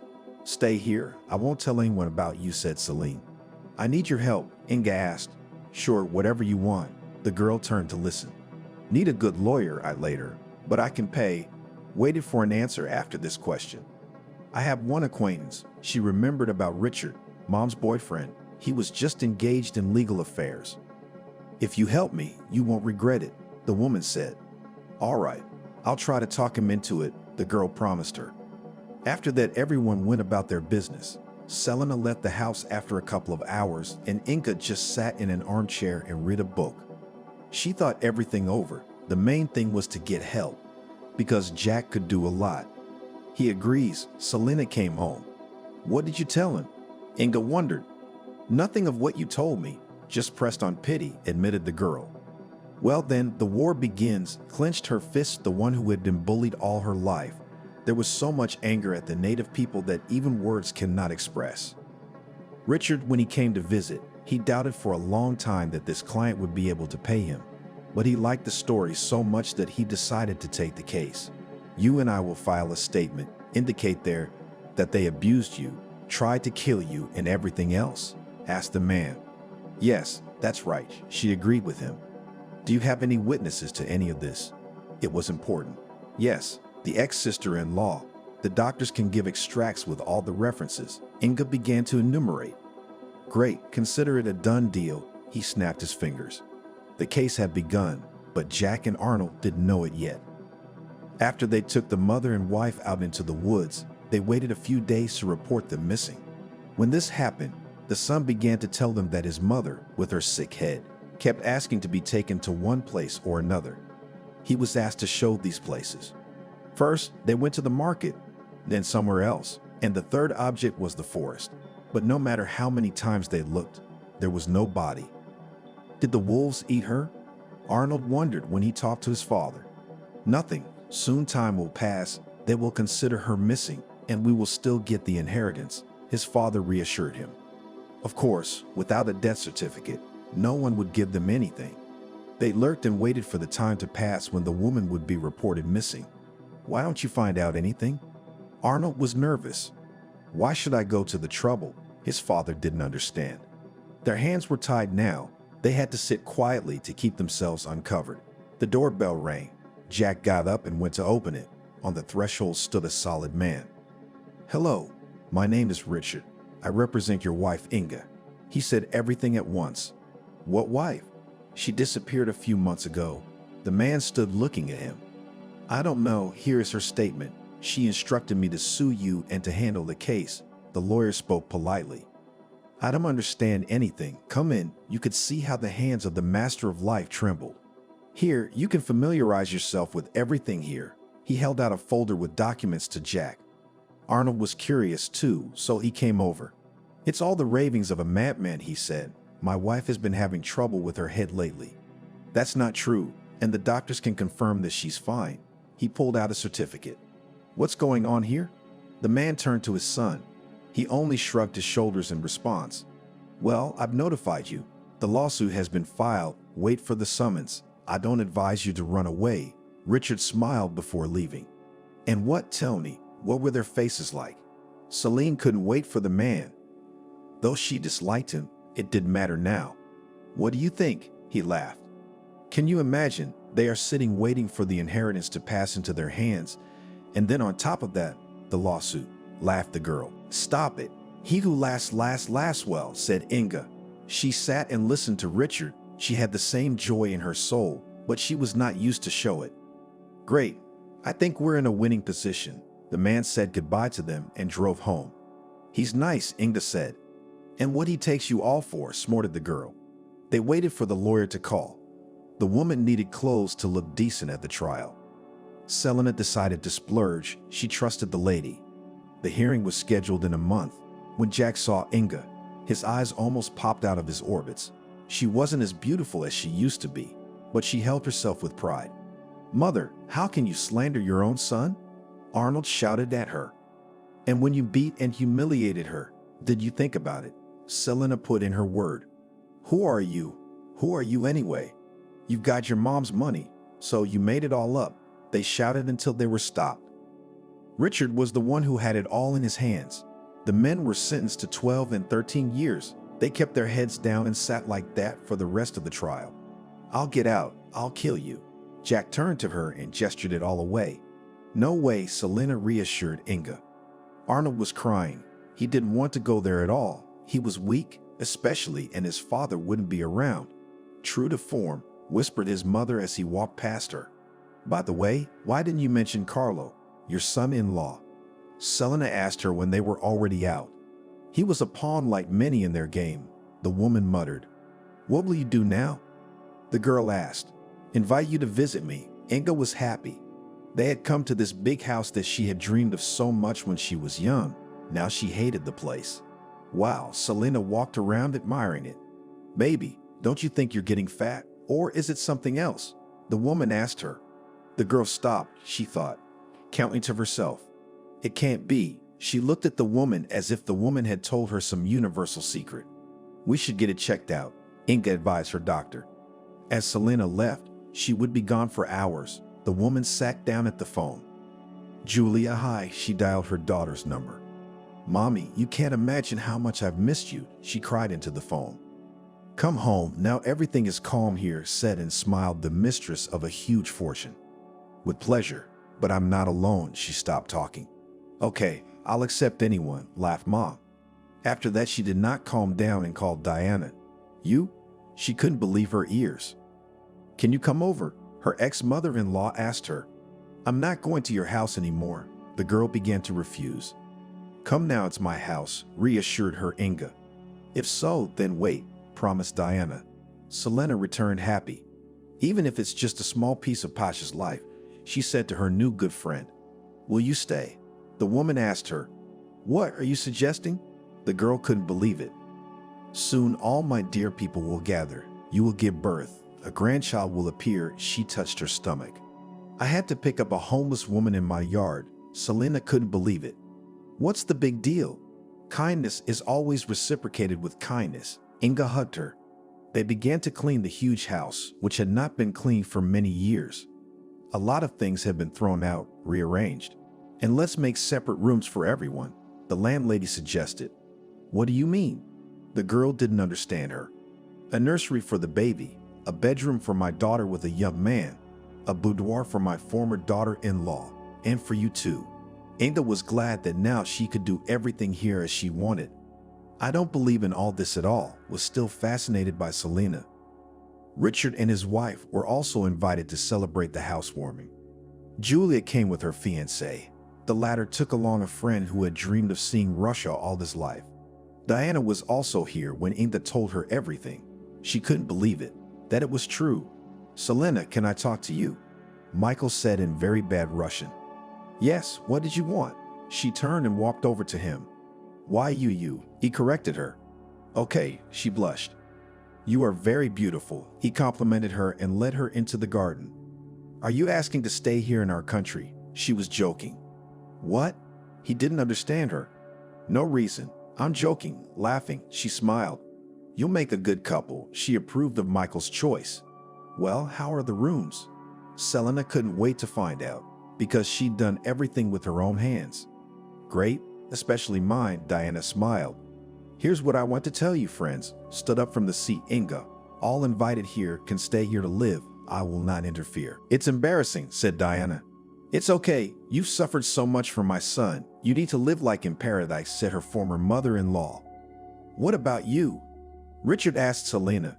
"While Michael is here, I'll stay, and then we'll see." They held hands. "Look how two people could make so many people happy. They should have just disappeared," the woman laughed. They sat back down at the table and talked and laughed for a long time more. Selena stayed to live with Inga. Things worked out well for them with Michael. When he found out that the girl was pregnant, at first he was frightened. How could it be possible? Because they only kissed. In fact, he was so funny. For a while they went to this place to make the documents and then came back. "Here we go," Selena screamed in the middle of the night. A car arrived quickly and the girl was taken to the maternity hospital. A large number of people waited outside the hospital to see how it would go. "I never thought that my daughter would have such a big family," her mother said. She finally realized that she had behaved wrongly. "Look," Richard pointed at the girl in the white coat who was coming toward them. "What? Who?" The customers started clamoring. "I congratulate you. You have a grandson, a son, a nephew." She moved her gaze from one person to another. "Thank you, Selena. Congratulations." They all started shouting together. "Now you better go home and tomorrow morning come back. The young mother needs to rest," the nurse advised them. "Okay, see you tomorrow." Everyone went to Inga's house. It didn't matter that it was night.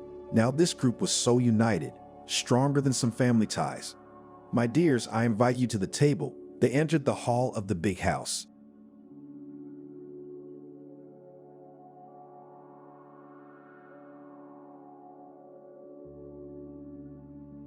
"Why didn't your wife wash my clothes?" the disgruntled mother said to her son. When the daughter-in-law heard this, she yelled at her mother-in-law so hard that her jaw dropped. Lexi was the first to leave home. There were two daughters in the family, but the older one was always called Lexi.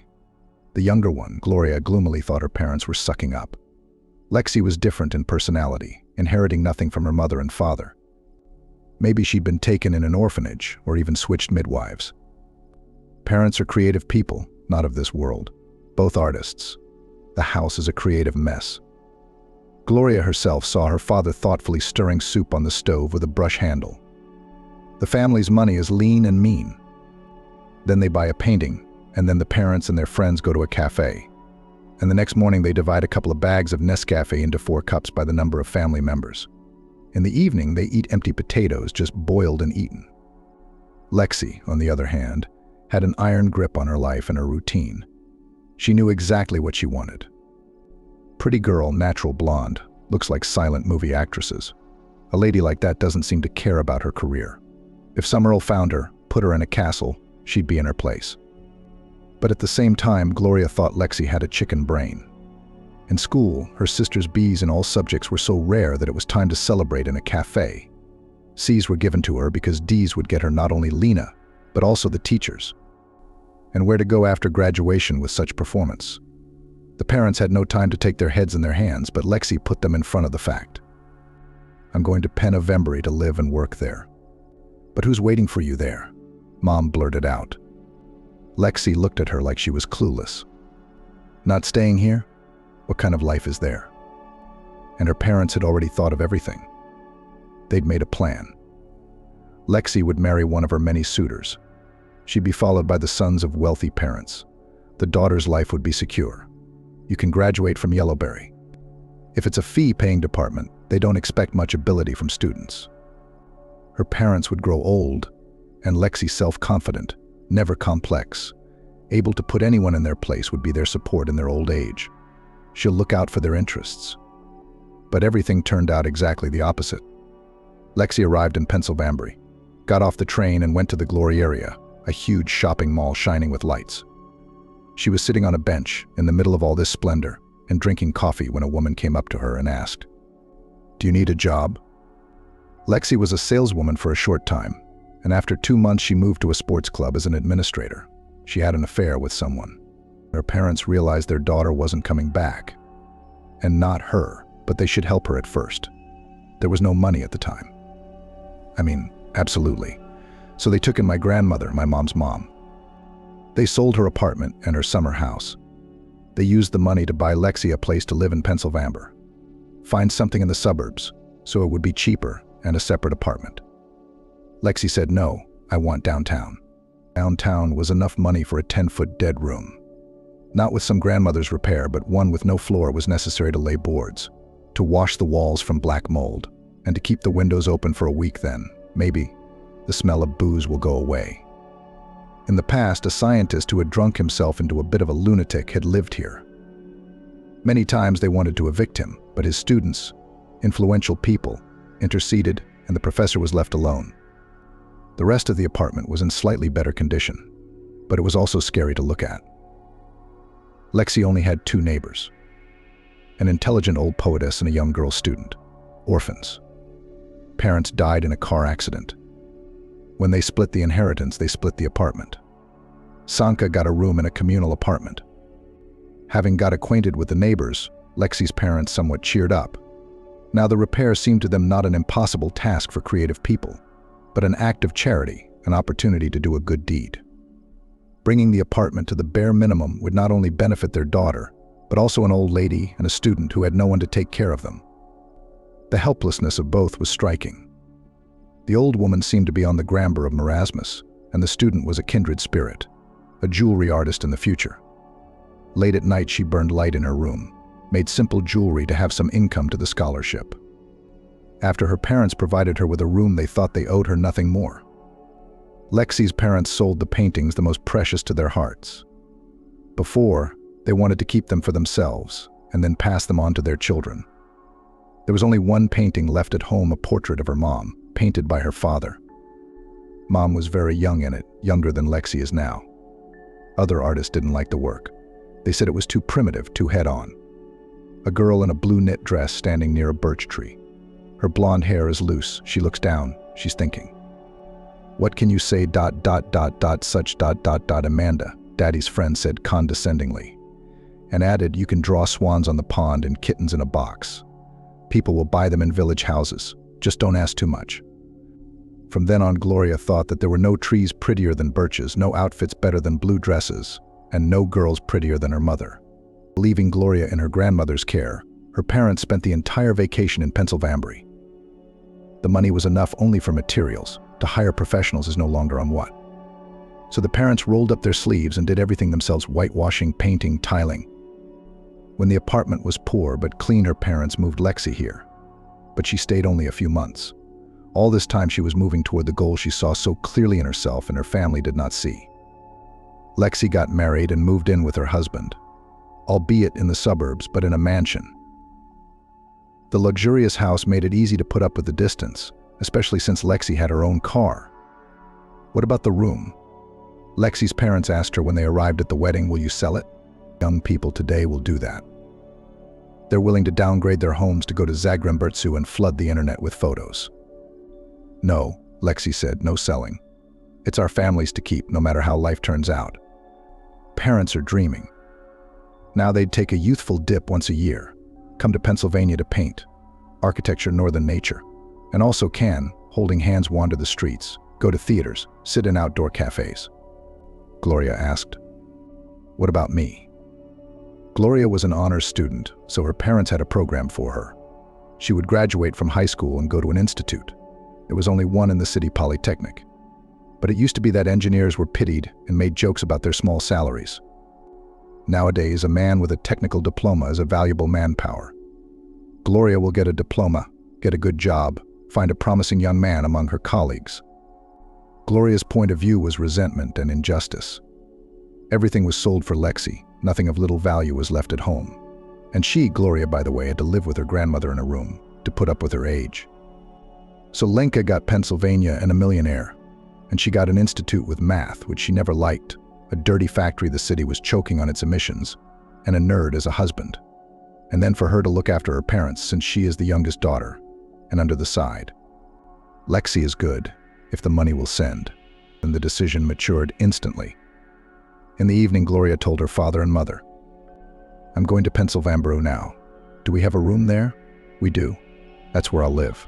Don't worry about the rest." "But we let a lodger in," Mom whispered. "So call him and tell him to get out. But let him keep the key." "But he pays. We wanted to save this money, and then once a year to come and live on them on vacation. The boy goes home to the Camberculas and we go to Pennsbury for a vacation. I used to think you took Lexi from the orphanage because she's so self-sufficient and self-interested, but now I think I'm the foundling. How can you give one person everything and the other nothing?" That same evening, my mom called the same student, told him that the plans had changed and asked him to vacate the room. Gloria went to the northern capital and enrolled in medical school on a budget. She decided that it was necessary to get a grip, to settle in, and then she could go to the institute. But even in college, she finished her studies because she got married, and shortly before graduation, she was expecting a child. Gloria's millionaire husband was a long way from being a millionaire. Her Vincent had just come from the provinces, started a car service business. Maybe he perceived Gloria, as with housing, and also thought you have to start somewhere, something to hold on to. Vincent lived on rent and assessed Gloria's room, as well as the apartment as a whole, as promising. He was rubbing his hands together. "Let them sign the meters over to you," he said, referring to his wife's in-laws. "And there. I have a plan." It was hard to scratch out a room, but they managed. Lexi and her husband had gone to Europe. Her husband had a business in England. Against this backdrop, pregnant, wringing her hands, Gloria, who had nowhere to bring the baby, seemed like a creature from another planet. The sister signed the deed of gift, as if she had severed the last thread linking her to her homeland. "Look," Vincent told his wife, satisfied, "that grandmother is about to die. We can sign a contract with her that we buy her kefir until her death, Vali Dal bring, and she on us formalizes her housing. We'll make a deal." Vincent was sure of it. "And the other neighbor?" Gloria asked. She hadn't been able to make friends with either Mary or Sandra since she'd lived here. Somehow they had developed a mutual dislike for each other. Gloria wasn't used to communal living, and she wasn't going to get used to it. She lives in a room, and that's her territory. Everything else is none of her business. The janitors cleaned the street, the janitors cleaned the entryway, and probably someone else cleaned here too. Somebody was Sandra. You can hang a duty roster on the bathroom door all you want. But Mary was walking around with a stick. Sandra felt sorry for the old woman, and when she tried to clean, she took the bucket and mop away from her. And she drew Mary. She had a noble face, fine features, a crown of snow-white hair. She had noble blood. It'd be too expensive to fight with Gloria. Sandra didn't know how to scandalize it all. You could, of course, tell the neighbor. But Sandra knew from experience that Gloria would say something like, you clean it up, and slam the door in her face. And if you think about all this, if you feel like a servant when you mop the floors of the whole apartment, then after a long time your cheeks will burn and your hands will tremble, and you won't be able to paint, let alone do painstaking jewelry work. Sandra was distracted. She scrubbed the floors and hummed, so as not to nurture anger in her soul. Besides, Sandra had a vulnerable spot, and it was called a pig. Once Sandra had been asked to hold a mini pig, which acquaintances of acquaintances of acquaintances transported from point A to point B, and needed a point CA transfer point. At that time, there was nothing to talk about. A tiny pig resembled a live toy. And then the built plan fell apart. A friend said that her friends somewhere merged. She cannot take the piglet to herself. She has a small child. And let Sandra, you have an angelic character in your neighbor. An old lady, too, to hold the piglet at her place, until he will not find another family. No family was found. The pig grew up. At that time, only Sandra and Mary lived in the apartment. The latter talked to the pig like a child, read him poems, and gave him chocolate chip cookies. She read her poems to everyone.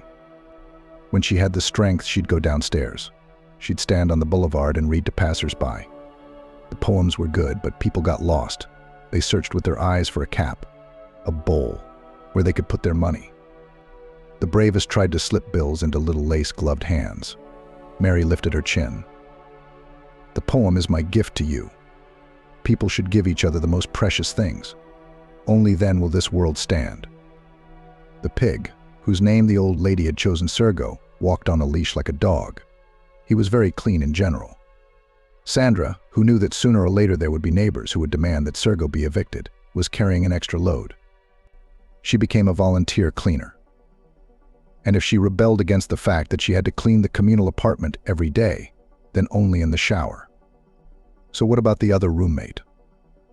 Gloria asked her husband. It's easy with her. We'll buy her a place to live in a squat where they'll tolerate her pig. Gloria laughed. She remembered the look on Vincent's face when he'd first come to visit, washing his hands before he sat down at the table. And then Sergo peeked out of the room. Are you going to talk? Gloria asked. You'd better. Maybe you'll find an approach with all your feminine stuff. Press on pity, say, we have a child, we need meters. Then we'll go together. You'll stand next to her. And if she doesn't agree, you'll tell her you'll stab Sergo too. She'll agree, don't doubt it. She'd sell her soul for that pig. In a way, you're lucky to live with two crazy people. Let's start with the weak option Gloria suggested to buy time. The weak option is the old woman. Gloria saw it herself. It's hard for her to even lift the kettle to pour boiling water into a cup. The old woman would obviously agree to have gift helpers. There were things that bothered Gloria, but she didn't want to think about them. She didn't want to be a babysitter for the old woman, for example. And she didn't want to be the old woman's babysitter. Vincent was gone all day, and what was in store for her? Gloria. She'd be torn between a small child and a grandmother who wanted her heels scratched. We need to make a contract so the old lady doesn't back off, and it should clearly state what they owe her. Like bringing her groceries from the store and calling the doctor. As long as Vincent doesn't tell her that Gloria has a medical degree herself. Otherwise, it's going to start taking my blood pressure. Give me a shot. Will these pills help me? And the second interesting point to know how long the grandmother will live in the world. Bumping into Mary in the hallway, Gloria gave her a predatory stare, hoping to pick out any weaknesses. The old woman's gait was shuffling, leaning heavily on a stick, her legs no longer holding her up. Dismay. And when she washes dishes in the kitchen, the plates slip out of her hands, breaking. She can't even sweep up the splinters, the smaller ones she can't see on the floor. There was one more option, for the last resort. If the old woman lasted longer than was decent, she would have to be recognized as incapable, since she could no longer serve herself. Then she can be moved to a nursing home. But there's no way around it. First, you have to win Mary's trust. This will not be quite easy, since Gloria has already repeatedly rude to the old woman. Now she would have to change tactics. Gloria had no doubt that she would eventually succeed in winning the old woman's favor. So she didn't put off the conversation until the last minute. The very next day, she found Mary in the kitchen while she was making oatmeal, offered her tea and cake. Gloria was surprised by the result. The old lady tightened her lips and asked coldly, "What do you want from me?" "I want to talk." Mary didn't even sit down at the table, even though Gloria had called for her. She stood leaning on not one but two sticks. That's how she got around when she was having a particularly rough day, when everything hurt. Gloria, who had set herself up for an affectionate and patronizing tone as if she could see how it would be better old people are like little children. They need to be told everything. Gloria was now confused and babbled about care and concern. "I don't want to," Mary said simply. "I don't want anyone interfering in my life." "Gloria, I understand what you want. In the end, you want my room. But that's not going to happen. I have a niece, and I'm writing my will in her favor." "Why doesn't she visit and help you, this niece?" Gloria, frustrated by the collapse of her plans, could no longer hold back, her voice sounding angry. "That's none of your business," the old woman said. She had to leave one stick in the kitchen. And leaning heavily on the other, she went to her room, taking with her a small pot of oatmeal. She didn't want to see Gloria for an extra minute or eat in front of her. In the evening, Gloria told her husband. Vincent didn't believe it. Come on, she's bluffing. Nobody saw that niece. I guess the old woman wants us to bring her kefir, but also to give her money. We have to put pressure on her. How? She's lived here all her life. She's a native. She knows the value of her room. She's not going to give it up, judging by her tone. If she's a native, she remembers the 90s. That's the way to talk to her. Vincent went to the old lady himself, told Gloria stay out of it. Or you'll say something pathetic. It's got to be tough.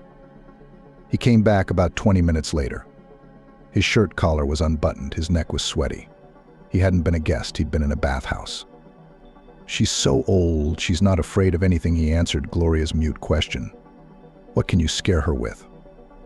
Mary told Sandra what they were talking about. She went to her room, brought her some dried goods. They drank tea with them. And Sergo ate the rest. It was his favorite treat. Do you know, Sandrenka, what he offered me? A small apartment on the first floor somewhere in the suburbs. There's a park across the street and a clinic nearby. What else do you want? Sitting on the bed, you can reach every corner of the room. Sandra did not think that her old neighbor, who has already seen so much in her life, so much will get so mad ordinary bore. Mary, calm down. No one's going to force you to sell or trade anything against your will. It's impossible. You know, child, what hurts? It's probably my stupidity. But I let it slip that this apartment once belonged entirely to my family, starting with my great-great-grandfather and great-great-grandmother. And I've lived here all my life. You don't replant an old tree with roots. I want to leave in my native walls. They took me in. They will see me off. I'm talking, but I see Vincent's fingers drumming on the table.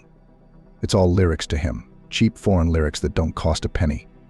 He doesn't want to hear it, and he doesn't want to hear it. That is, everything I explained to him, he let it pass his ears and his heart. He asks, why don't you think about it some more? I shake my head no. And he said venomously so, my wife and I are in trouble. You stink up the whole apartment with your old man's odor. Soon you'll start losing your stuff in the hallway, and we have a child to raise here. My wife offered to take care of you, you stubbornly refused. You don't want to move out to a separate apartment, well, blame yourself. Sandra wanted to jump up from her seat, to go to the neighbors, preferably to kick in the door. And Mary touched her arm. Calm down, baby. I told him no, and I'll stand my ground. But what I'm bitter about is this. He could have opened his cards and asked for a man's life. We have a young family, we'll have children. It'll be hard for us to raise them, we'll be cramped. We're ready to buy you an apartment where it's convenient. And we'll pay you extra with money. That's human, with respect for me. And he tried to cheat the old woman, as they say nowadays, to get a free ride. What if it works out? What if I, a fool, agree? But he punished himself. If I had a good relationship with him and Gloria, like you and me, I could have bequeathed the apartment to their child. After all, I don't have any niece. Sergo rubbed his heel against Mary's leg, begging for something tasty. She held out a sandwich to him in the palm of her hand. Take it, dear. You're much better mannered than some people. It's my turn now, said Sandra, or rather, it's Sergo's and mine. We're going to survive. You're right, our neighbors just want the whole apartment. If they haven't even mentioned the extra payment to you, it means that Vincent is counting every ruble. Sergo's the only person I've got close to me. We can try to find him a good home, but Gloria and Valia won't stop there. Even if I live here alone, they'll still suggest I move somewhere dark. You know, dear, maybe it's a good thing for you, Mary said suddenly. Sandra was so surprised that it was reflected on her face. Even her mouth opened slightly. Why is that? You see, Mary was silent for a few seconds, not too good to do in this house. Talking to you is an outlet for me. I find my second self in you. But I'd be very happy if you'd move somewhere else. No, I don't want to. This street itself fascinates me. These old houses, each with its own destiny. From here it's 2 steps to the parks, to the theaters. If there's such an expression as the whole world in my pocket, then I can say I have the whole culture in my pocket here. Well, let's hope that this cup will pass over this apartment, Mary said vaguely, and did not want to explain further. She just scratched Sergo behind his ear and offered him another dryer. From that evening, Sandra was preparing herself for an unpleasant conversation with Valia or Gloria. The neighbors were quiet for a while, although it was clear that it was the calm before the storm. Gloria barely said hello, acting as if she were the only owner of the apartment, and the rest were just random visitors who for some reason could not be kicked out, no matter how disturbing they were. That evening, Sandra suddenly found out that there was food at home only for Sergo. She had been working all day making a brooch of pink lily of the valley. It seemed as if you could hold it to your nose and smell spring. But her back ached, her neck ached, the fridge was a mess, and it was raining outside. Sandra decided to order takeout. When she felt that the jewelry turned out the way she wanted, the body began to spend energy with triple force, attacked the creative fever. Alguna vez su madre lavaba un vestido que le gustaba en la tienda, no por su precio, sino simplemente porque su madre pensó que era hermoso. Cuando sus padres sumaron sus sueldos, apenas había suficiente para la vida y para sus dos hijos Sandra y su hermano pequeño Augusta. Ahora Sandra ganaba lo suficiente pero que podía comprarles a su padre y a su madre. Solo un hermoso monumento. Hacía tiempo que la ambulancia se había marcado. Sandra estaba tumbada en la cama, tapada con una manta con la cabeza. Desde niña le parecía que era más seguro así. De esta manera nada malo podía pasar. El monumento lo eligió y lo colocó su tía, la hermana de su madre. Ella también le llevó a August. Fue un intercambio complicado.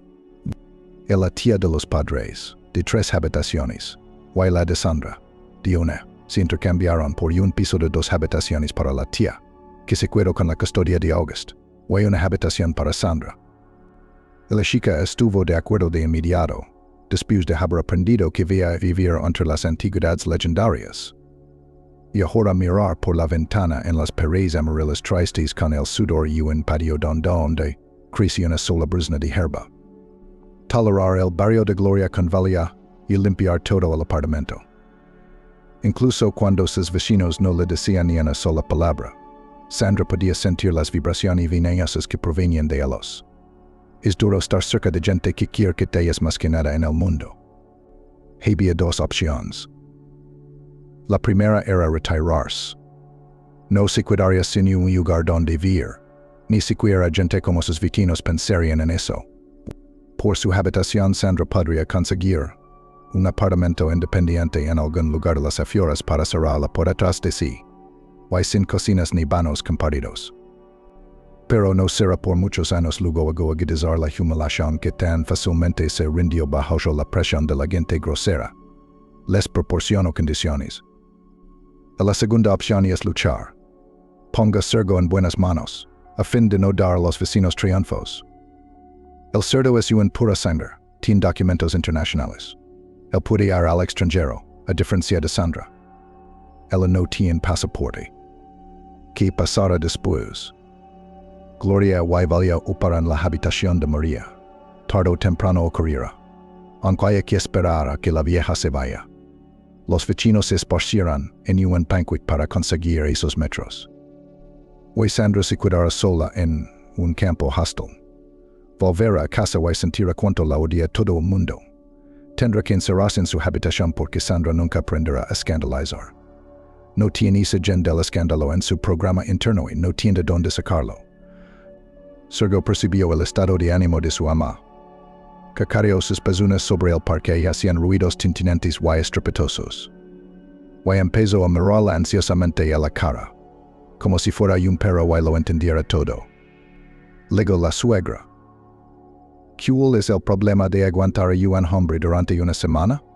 Gloria se preguntó por qué estaba tratando esta visita tan corta como un desastre. Como si fuera un gato y la fueran a acariciar contra su peluche durante una semana. Pero un gato puede escaparse al desván, al sótano, o encontrar otro gato, incluso mejor que el que está en casa. Pero Gloria no puede ir a ninguna parte. No hay a dónde ir. Su suegra es una muchachita demacrada. Vincent la recibió en la estación de tren, cargó sus maletas en el coche. Pero de dónde venía la suegra, tenía que llevarlas hasta el tren. ¿Cómo iba a hacerlo? Las maletas ocupaban media cocina. Tarros de 3 litros con encurtidos, miel, manteca de cerdo e incluso un cadáver de pato, amarillo por la grasa. Ahora había comida suficiente para un mes. Gloria temía que su suegra hubiera cambiado de planes y se quedara 4 semanas en lugar de una. Y se dio cuenta de que nunca sería la nuera de Amber. La tía Amber no podía llamar la madre, su propia hija. Gloria había preparado una cena completa para la llegada de su invitada. Sirvió sopa de champiñones. No había sal en la mesa. Vincent fue a la cocina y cogió un poco. Su suegra apretó los labios. Gloria sirvió el segundo plato y recogió los platos sucios. Al salir por la puerta, lo oyó. Una buena anfitriona no se sienta si no hay nada en la mesa. Y su marido no sale corriendo a por sal. Tu padre no sabía dónde estaban mis platos. La relación se arregló de una vez por todas. Gloria no podía complacer a su suegra por mucho que lo intentara. Decidió no intentarlo en absoluto. Una vez más, tuvo que hablar mal de sus vecinos, incapaces de desaparecer en el aire para liberar el espacio que su familia necesitaba. Gloria fue a la tienda. Compró un biombo chino pajaros de vivos colores sobre fondo negro. Vincent ya había desmontado la cama gemela, y había literas estrechas a lo largo de las paredes. Gloria cercó la suya. Era mejor por un lado. Daba la ilusión de intimidad, tumbada con las piernas en alto. Y Gloria se le hincharon los pies con el embarazo. Por otro lado, daba la sensación de que la habitación pertenecía a su suegra y a su hijo, y ella, Gloria, era superflua. Escondida en un rincón, en su perrera. ¿Por qué había venido Amber? Se preguntó Gloria. Solían ir a la grande ciudad a comprar cosas que no encontraban en el campo. Hacían una lista en más de una hoja de papel, incluyendo a parientes y conocidos. Pero ahora se puede comprar de todas partes. Y mi suegra no quería ir de compras. Gloria no se dio cuenta enseguida. Amber había viajado lejos para ver cómo le iba a su hijo. Ajustar su vida a lo que ella creía correcto. Aprendí a hornear le dijo a Gloria. Tú no te acerques al horno, pero deberías. Las tartas son tan útiles. Cuando crié a mis hijos, siempre tenía un plato de tartas en la mesa. Con patatas con col, con lo que fuera más barato, incluso con salchicha de hígado. Y mis hijos nunca pasaron hambre. Barato y abundante. Tienes carne en la mesa todos los días. Eso es mucho dinero para comida. Y Valia es la única que gana dinero. Una semana. Se repetía Gloria cada noche, solo una semana. Y ya ha pasado otro día. Vincent le dijo que le había comprado a su madre un billete de tren de vuelta. Gloria se animó y se prometió a sí misma permanecer en cuadro durante el resto de la semana. Pero las buenas intenciones ya se saben. Gloria trató de minimizar las conversaciones con su suegra, pero esta, como si no se diera cuenta de la antipatía de su nuera, preguntó con todo lujo de detalles. ¿Y quién lava aquí las latrinas? Una por una, contestó Gloria monosylábicamente. A ti no te toca. Es esa chica de la fregona. Es joven, no le cuesta mucho. Y no está embarazada, por cierto. Porque le pagas dinero si lo tiene todo ella sola, fregando como una loca. No, le voy a dar una patada en el culo para que se largue. Le daré otra patada para que se cale, quiso decir Gloria, pero guardó silencio como un partisano, sometido e interrogatorio. Su paciencia se había agotado de repente. La única lavadora automática del piso pertenecía a Gloria. Se había apresurado a comprarla y había ocupado el mejor lugar, el cuarto de baño. Ya no cabía ninguna otra lavadora. A Gloria no le interesaba si Sandra y Mary lavaban la ropa en lavabos o en la lavandería. Y desde luego, a ninguna de sus vecinas se le habría ocurrido pedir permiso para lavar su ropa en la máquina de otra persona. Así que la pila de ropa que apareció sobre la lavadora no era dudosa de su pertenencia. Además, Gloria había visto jersey amarillo en su suegra. Y los pantalones también eran claramente de ella. Pero sería que se cogen dos dedos, se meten en la lavadora, se echa el polvo, se enciende el programa. Y ya está. Es la madre del marido. Se marca dentro de 2 días. Pero Gloria sintió una novena oleada de irritación, incluso de odio. No quería tocar la ropa de aquella anciana, cogerla con las manos, aspirar el olor de su cuerpo sucio. Quería vengarse de alguna manera por una semana de vivir con la boca cerrada, con la boca tapada y incapaz de decir lo que pensaba. Empujó con el pie la ropa de la anciana hasta el rincón más sucio de la bañera, y la pisoteó. Metió la ropa de cama en la lavadora. Antes de que llegara su marido, colgó sábanas y fundas nórdicas blancas como la nieve, perfumadas. Y me sugravió que sus cosas estaban sin lavar. Fui al baño a comprobarlo. Cuando volvió tenía los labios apretados. Cuando llegó Vincent, Gloria debía servir la cena. Pero dudo. Quería salir tranquilamente de la cocina, ir a la puerta y a lo que decía su abuela. Gloria no dudaba de que se quejaría. Pero había subestimado la indignación de Amber. Ni siquiera quería esconderse. Cuando Gloria puso un plato de chuletas y puré de patatas delante de cada uno, su suegra preguntó, con la barbilla levantada, dirigiendo solo a su hijo, como si su nora ni siquiera estuviera aquí. ¿Por qué tu mujer no ha lavado mi ropa? Vincent tenía hambre. No tenía ganas de discutir. Debí de estar cansada, dijo diplomáticamente, blandiendo el tenedor. Si pasa el día tumbada en la cama, su suegra quiso resumir las observaciones de la semana. ¿Why escupa el teco?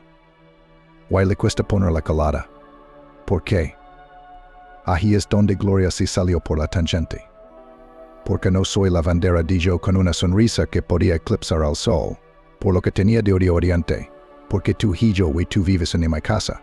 Why si lo esperáis, que os complazca otro, pero no yo. El suegra jadeó, con indignación y ganas de replicar. Si le desencajó la mandíbula. Why entonces una de ellas se movió de su sitio habitual. A mi suegra le hicieron la prótesis más barata en el hospital del distrito. Why no aguanto la emoción. Tuve que correr al baño para arreglarla. Fui una humiliación adida. Gloria salió para calmarse y preparar té. Cuando volvió, Vincent estaba ayudando a su madre a hacer las maletas. No había mucho. Su suegra había traído las cosas en bolsas grandes y su propia ropa en una pequeña. La ropa sucia estaba en una bolsa. ¿A dónde vais? Preguntó Gloria, enfatizando el tú. No le interesaba saber a dónde iba su suegra. A casa de un conocido, respondió Vincent secamente. Si había lavado a su madre, no había vuelto a casa por la noche. Pero Gloria sabía que solo era temporal. ¿A dónde iría? Un celo en el pasaporte, un teco y un anillo en el horizonte. Volverá como un bombón. Solo se cuidará con la vía hasta que la suba al tren para demostrar que está con ella. Y entonces vendrá. Sandra y Mary apenas se dieron cuenta de que un extraño vivía en el apartamento. Ya antes se habían sentido atraídas hacia sus habitaciones, como un caracol hacia su concha. La vociferante y perpetuamente descontenta Gloria llenaba todo el espacio del apartamento. Y no querían cruzarse con ella.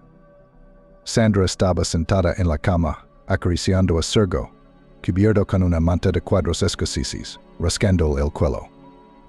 Pero sus pensamientos vagaban muy lejos. Se dio cuenta de que era poco probable que un incidente como un intento de suicidio en una sola casa llegara a los principales sitios de noticias. Así que ahora se limitaba a ir de una red social a otra, desplazándose por las noticias de la comunidad, mirando un día, 2, 3 por delante. Se dio cuenta de que este trabajo podía ser interminable y, incluso infructuoso. Y era aún más probable que así fuera. Pero qué extraña sensación era enterarse de lo que nadie más sabía. Es difícil ser Dios. Y incluso llevar una pequeña chispa ser un visionario también es muy difícil. Pues ver quién ganará un partido de fútbol, qué político tendrá un batacazo en su carrera, pero a Sandra no le interesaba nada de eso. De repente se estremeció y parpadeó mucho. Tenía la costumbre de parpadear, como si todo lo desagradable fuera a desaparecer por sí solo si parpadeaba, y luego lo miraba más de cerca. Volviendo a casa hoy. Leo en el foro. La primera hora de la noche. Vio. Hoy nosotros en el patio ambulancia se encuentra. Secana una chica. Tenía la cabeza destrozada. El pelo en que vi. La sacaron tan rápido. Quería acercarme y preguntar qué había pasado. Pero la cargaron seguida. Hoy se fueron. Con intermitentes. Debajo del mensaje había una foto. Al parecer tomada apresuradamente con un teléfono. Sandra parpadeó por última vez, nada había cambiado. Era la entrada de su casa, un graffiti familiar. Guayana la Camila. Sí, parecía que era ella. Estaba cubierta de algo, pero ese pelo ensangrentado. ¿Se puede cambiar el destino? ¿O te seguirá lavando a la serpiente, como alega el profeta? Tratar de trepar o doblar las patas sobre el pecho, dejar que sí como será. Sandra echó un vistazo a la fecha. Sería dentro de 5 días. Así que solo tenía 5 días. Sabes el día. La hora, y el lugar en que te va a suceder. Así que vete a un lugar tranquilo y espera. Luego vuelve. Había un lugar donde ir. Podía pedirle a una de mis amigas solteras que pasara la noche. Y su tía no la echaría si era solo por una noche. Puedes inventar una versión convincente para cada uno en casa. Hay problemas con el agua, el gas, la electricidad. Los vecinos están haciendo reformas. Ella está enferma por el olor a pintura. Hay un montón de opciones para elegir. Entonces, ¿por qué se retrasó Sandra? Sergo. No será bienvenido, pero Mary puede cuidarlo por 24 horas. Se quieren. Entonces, ¿qué? ¿Esta es la mariposa de la historia de Ray Bradbury? No puedes interferir con lo que está programado por el destino. Una mariposa aplastada accidentalmente puede cambiar el curso de la historia. Lo más fácil es no creer todo lo que ha pasado en los últimos días. Lo único que puede hacer el teléfono es la Madre de Gloria. Sandra será apoyada en esto por todos menos por Chris. Pero suponiendo que la predicción sea cierta, es insoportable esperar los problemas, y no hacer nada. Sandra tenía planeadas 2 cosas a la vez, ir a casa de su hermano y hablar con Chris. Con August tenían una gran diferencia de edad. Su hermano tiene 2 años y, por supuesto, se considera un adulto. Y está enfadado porque todo se decidió por él en su momento. No quiero vivir con mi tía, dijo entonces. Sandra era un desastre medio ciega de tanto olorar y confundida como una niña. ¿Por qué cómo? Era una niña de 18 años, hija de su madre, su favorita, estudiante de primer curso. Le parecía que con la muerte de sus padres todo había terminado para ella. ¿Por qué no se la lavaron con ellos? ¿Por qué no se fue con ellos en aquel coche? ¿Por qué no le gustaba la daca? Why papá y mamá iban a recoger bayas. Hay muchas fresas en la casa de campo. Tía Nelsie. Loraba y vestía de negro, pero nunca perdía de tal. Hizo todos los arreglos en la funeraria y la cantina.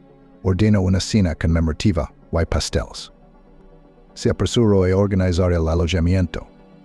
El hermano y la hermana se aferraron el uno al otro, las 2 últimas piezas de la familia rota, pero la tía dijo: Lo siento, Sandra, eres casi una adulta. No te voy a acoger. Te casarás mañana o pasado mañana una familia joven, niños. Es difícil para mí involucrarme en todo eso. Tendré la custodia de August. ¿Qué vas a hacer ahora con él sobre tus hombros? ¿Qué tienes además de tu beca? Estudia mucho, ponte las pilas y tu hermano crecerá conmigo. No te preocupes, no le herdano. Ahora dividiremos el apartamento. Para ser justos, tendrás tu propio lugar. August sostuvo la mano de Sandra todo este tiempo, como si esperara que ella interfiriera en este plan, y ambos siguieran viviendo en su casa como antes. Excepto que el dormitorio de los padres quedaría vacío. Pero Sandra se dio cuenta de que si no dejaba que sus emociones abrumaran su alma, se apoderaran de ella, su tía tenía razón. El mayor temor de Sandra era que, ocupada en estudiar y practicar, echaría de menos a su hermano. Él dejaría los estudios, se metería en alguna empresa de traspatio. Ella, la hermana, se daría cuenta de demasiado tarde. Dios no lo quiera, los chicos robarían a algún transeúnte tardío o entrarían en un kiosco por la noche, o incluso se volverían adictos a las drogas. Entonces sus padres la maldecirán desde el más allá por no vigilar. Ella es la hermana mayor, así que es culpa suya.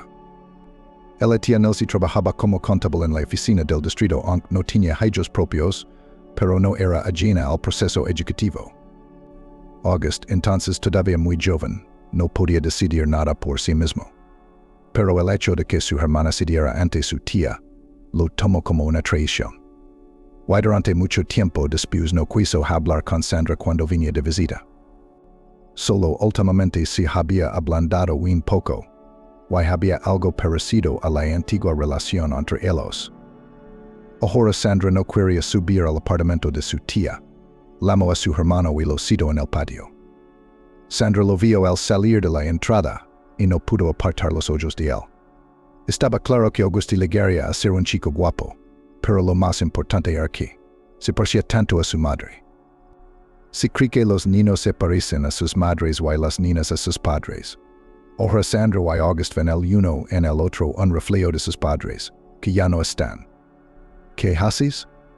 Preguntó August acercándose. Sandra legó a mala hora. Normalmente visitaba a su hermano los fines de semana, pero hoy era miércoles. En otras ocasiones Sandra habría bromado al respecto, inventado alguna razón, pero hoy se permitió ser sincera. Ti, echado de menos dijo. No tengo a nadie más que a ti. Soy yo el que, no tiene August, aquel de 2 años, nunca había hablado con tanta seriedad. Tienes algún cabrón. Tienes o tendrás tus propios hijos.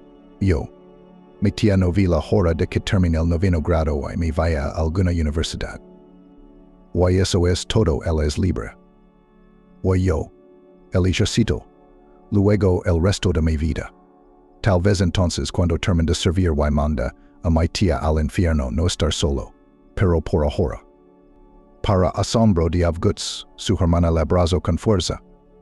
Quiso estrechar la cabeza contra su pecho, pero él ya era más alto que ella. Chocaron las frentes. August, lo siento, dijo Sandra.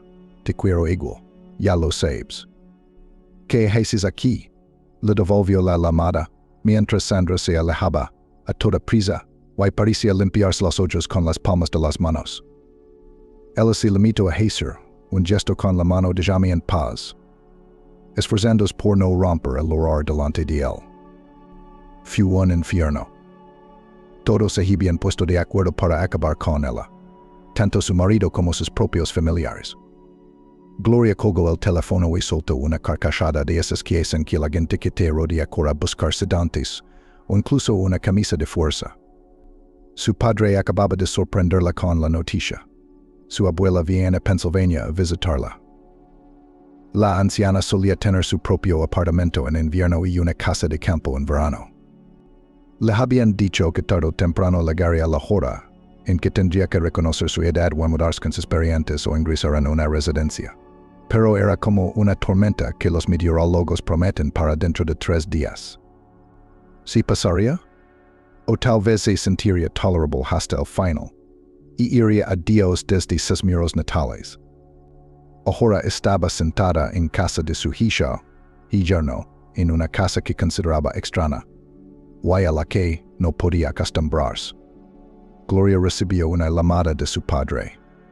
Su voz era culpable. La abuela quiere venir a verte yo. Gloria se quedó boquiabierta. ¿Por qué? ¿Por qué? Ella te crió, su nieta favorita. Has tanto tiempo que ni siquiera pregunta por ella. Ella dice Gloria se ha olvidado de mí. ¿No vas a venir a nuestra casa, verdad? Bueno, tal vez la abuela es. Por un lado, para agitar las cosas, porque todos sus amigos todavía están donde solía vivir. Y por otro lado, para decir adiós ya es viejo. No importa cómo resulte la vida, tal vez no vuelvan a verse. Gloria se lo imaginaba. La abuela siempre necesita saberlo todo. ¿A dónde ha ido? ¿Por qué? ¿Cuándo volverá? ¿Why por qué tan tarde? Es mejor no ir pero la mar. ¿Qué has comprado? ¿Qué vas a cocinar? No quiero eso, cocíname esto. Gloria se convertía tanto en una niña pequeña que tenía que informar de cada movimiento como en una sirvienta a la que la abuela Lucia se enseñoreaba. Por un momento, Gloria se sintió realmente igual a la pequeña de la familia, a la que no se le ocurría recazar a los mayores. Si compra la puerta mosquitera para poder darle un rincón a su abuela, Vincent Valveria no le debía nada a la anciana.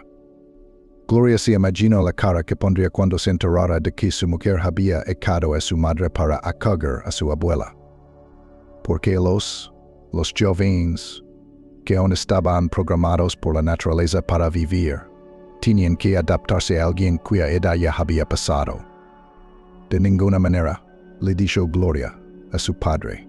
Expliqué a la abuela que no tengo dónde lavarla. Que ni se le ocurra. A su edad, es un camino duro y de gastos, y yo no tengo ni un rincón libre. Y desde el resentimiento con la vida, y con sus familiares, que no entienden nada, y le cargan un problema tras otro, loro directamente al auricular del teléfono. ¿O es burles de mí? ¿Verdad? ¿Estáis todos echando agua sobre mí? ¿Por qué no os compadecís de mí? Envía a la abuela a casa de Lexi en Londres. Probablemente se divertirá más allí que mi maldita comuna. Y sin escuchar lo que su padre le decía, cortó la conversación y se quedó saludando largo rato en su habitación, cayendo rendida sobre la cama. Sentía que el mundo entero estaba en su contra. Antes de ir a casa de Chris, Sandra tuvo que sacar a pasear a Sergo. El cerdo tenía un arnés especial hecho a medida para pasear, pero era imposible encontrar un collar para su grueso cuello. El cerdo caminaba con aire de negocios, sin fijarse en nadie a su alrededor. Solo le interesaba una cosa: lo que podía comer por el camino. Probaba de todo. Según la estación, joyas de otoño tan joyas, nieve tan nieve. Sergo no miraba a nadie, pero los transeúntes lo miraban invariablemente. Los niños se preguntaban, ¿quién era es? Los adultos explicaban un cerdito. Y en sus ojos había confusión. ¿Realmente lo vio? Tan alarmada como estaba Sandra, le hizo gracia la niña que cruzó los brazos reverentemente sobre el pecho. Este es el primer cerdo de mi vida. Espera, habrá muchos más, prometió la madre, tirando de su hija. Finalmente, Sergo fue pasado y encerrado en la habitación. Sandra le dio la Ave María. En caso de que el cerdo se despierte y empiece a gritar, se le puede dar de comer. Hay comida en la tequila. Lo pasaremos muy bien, prometió Mary. Le leeré algo de poesía. Ocupate tus asuntos en paz, Nina.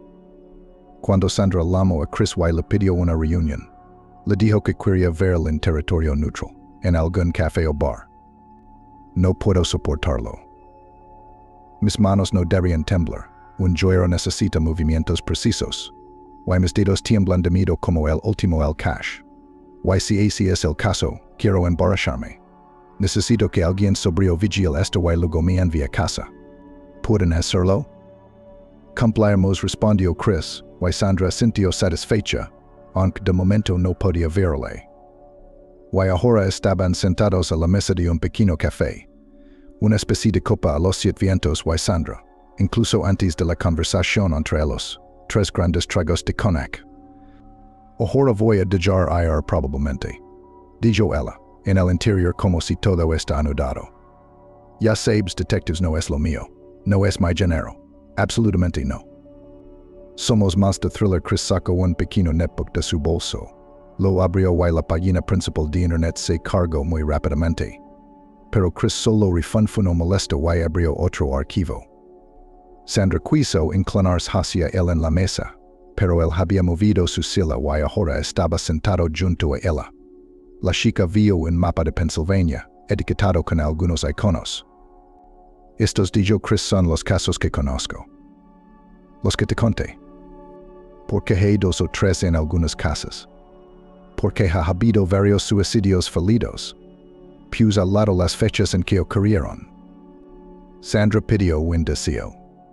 Si este mapa virtual no muestra su patio, o el tipo que fue sacado en Camila, Ella lo vio con sus propios ojos, entonces todo es mentira y mitos vacíos. Encontró su patio en el mapa. Había una cruz pintada en la casa vecina. Y la fecha era la misma. Tal vez el teléfono le dijera algo. Chris la miró, de todos modos. ¿En tu casa también hay una cruz? ¿Ves? ¿Te importa si averiguo algo más sobre la historia de tu comuna? Escarbar en su pasado, quien vivía allí antes que tú, si hacían lavado a gente de allí. Sandra asintió, pensando si decirlo o no que el teléfono había perdido su fatídica cita. En lugar de eso, empezó a beber cognac, trago tras trago. Tal vez, cuando todo se desvaneciera ante sus ojos, tendría el valor suficiente para contárselo. Chris cumplió su promesa. Llamó a un taxi, la sujetó por los hombros, llevó a Sandra al coche y se sentó con ella en el asiento trasero. ¿Estás conmigo? Sonaba sorprendida, con voz inestable. Para ser sincera, la primera vez no consiguió yo decirlo. Tiene que haber alguien que te ayude a subir las escaleras. Se despidieron en la puerta de su apartamento. Mary seguía despierta. Al parecer, había invitado al cerdo a una divertida fiesta. Sandra oyó la voz de la anciana, y un gruñido satisfecho como respuesta. Cuando Sandra entró, Mary estaba sentada en una silla con una bolsa de galletas y Sergio estaba a sus pies esperando impaciente la siguiente tanda de golosinas. Pero eso no fue lo que llamó la atención de Sandra. El armario antiguo que había junto a la puerta estaba entreabierto y había varias cosas colgadas de los hombros. Y entre ellas, dos batas médicas blancas. Mañana. Ese fue el primer pensamiento que había cruzado la mente de Sandra al despertar todo ocurriera mañana. Oh no, pero ahora podía sentirlo subconscientemente con la columna vertebral. El aire estaba electrificado como antes de una tormenta. Crepitaba. El cerdo que yacía a sus pies resopló en sueños. Dormía como un gato boca arriba, con las pezuñas hacia arriba. Sergio esperaba una mañana tranquila y tortitas. Sandra le hacía tortitas a menudo. Y si tenía suerte con un plátano. Los plátanos eran lo que más le gustaba al cerdo. Sandra le acarició la barriga con dos dedos, con cuidado de no despertarlo. Podía leer sus pensamientos incluso cuando dormía. No debes comer tanto, dijo en voz baja. ¿Te vas a poner como Esther? ¿Sabes algo de ella? Sus dueños la cogieron cuando era un cerdito, pensando que era una pura sangre que serían dos gotas de agua. Pero creció y se convirtió en un gran caballo. Quiero decir cerdo. Iba a decir cerdo. En ese momento casi envidió a Sergio hasta las lágrimas. Ella también quería pensar en tortitas y plátanos, en abalorios y bragas, en una playa blanca como la nieve y un mar cálido, donde había estado varias veces en su lejana infancia. Pero en lugar de eso, tiene que averiguar exactamente cómo la van a matar. Porque esta pregunta no se planteó, ya estaba visto. Y ayer, cuando habían hablado con Chris, ellos también cada uno de ellos sabía por qué. Son jóvenes. El cuerpo funciona como un reloj. Y cada parte cuesta dinero. Mucho dinero. Y es tan tentador atrapar a un hombre en tu telaraña como una rana, a una mosca que nadie lo buscara. Sandra sacó su móvil. Lo ponía debajo del colchón por la noche. En el mismo sitio, para que incluso en la oscuridad pudiera buscarlo a tientas en cualquier momento. Tal vez esperaba que con la fuerza de su voluntad pudiera hipnotizar el futuro, cambiarlo. Sandra también sabía que hoy sería la última vez que vería esta página del foro, esta foto. El móvil solo mostraba el futuro, pero no el hoy. Así que miró la foto con triple atención. Queen estaba tumbada en la camilla, ella o Gloria. Ambas tenían el pelo ondulado hasta los hombros. La cara de la mujer de la camilla estaba de espaldas al espectador. ¿Y la sangre? Adivina cuál era. Los camilleros ni siquiera son visibles en la oscuridad, solo batas blancas. Gloria discutió en la cocina. Sandra escuchó y se dio cuenta de que el grifo goteaba, y había un charco en el suelo. Menos mal que Gloria se dio cuenta a tiempo, porque si no los vecinos de abajo habrían venido a daros una paliza. O, como mínimo, les habrían obligado a hacer reparaciones. Gloria abrió la puerta sin llamar y se asomó. He llamado a un cerrajero. No vendrá hasta mañana. No hay platos en la cocina, solo en el baño. Volvió a tener ese tono de la casera que es dueña de todo el apartamento. Luego se puso en contacto con María y le repitió la misma información. Sandra no había desayunar, no podía probar bocado. Sergio tenía comida seca, suficiente para un día. Dios, tendría que pensar dónde meterlo así. Ninguno de sus amigos se lo leería, excepto Chris, Perry son tipo responsable. Como mínimo, pondrá a Sergio al cuidado de una sociedad para cerdos huérfanos. Creo que voy a ponerme a dieta de vino, murmuró Sandra, sirviéndose un vaso lleno de tinto español. La botella lleva mucho tiempo en su tequila, destinada a su cumpleaños. Pero, ¿qué pasa ahora? Preguntó Chris mientras Sandra se servía una segunda copa. He descubierto algo más, dijo. Interesante. Bueno se apresuró a decir Sandra. Vamos a vernos. No como ayer. No hay tiempo para emociones. Tienes que escucharme, entenderlo y recordarlo todo. Sandra se dio cuenta no queer calor en su chaleco, no queer verla como el día anterior, borracha. Tales cosas se informan sobrio.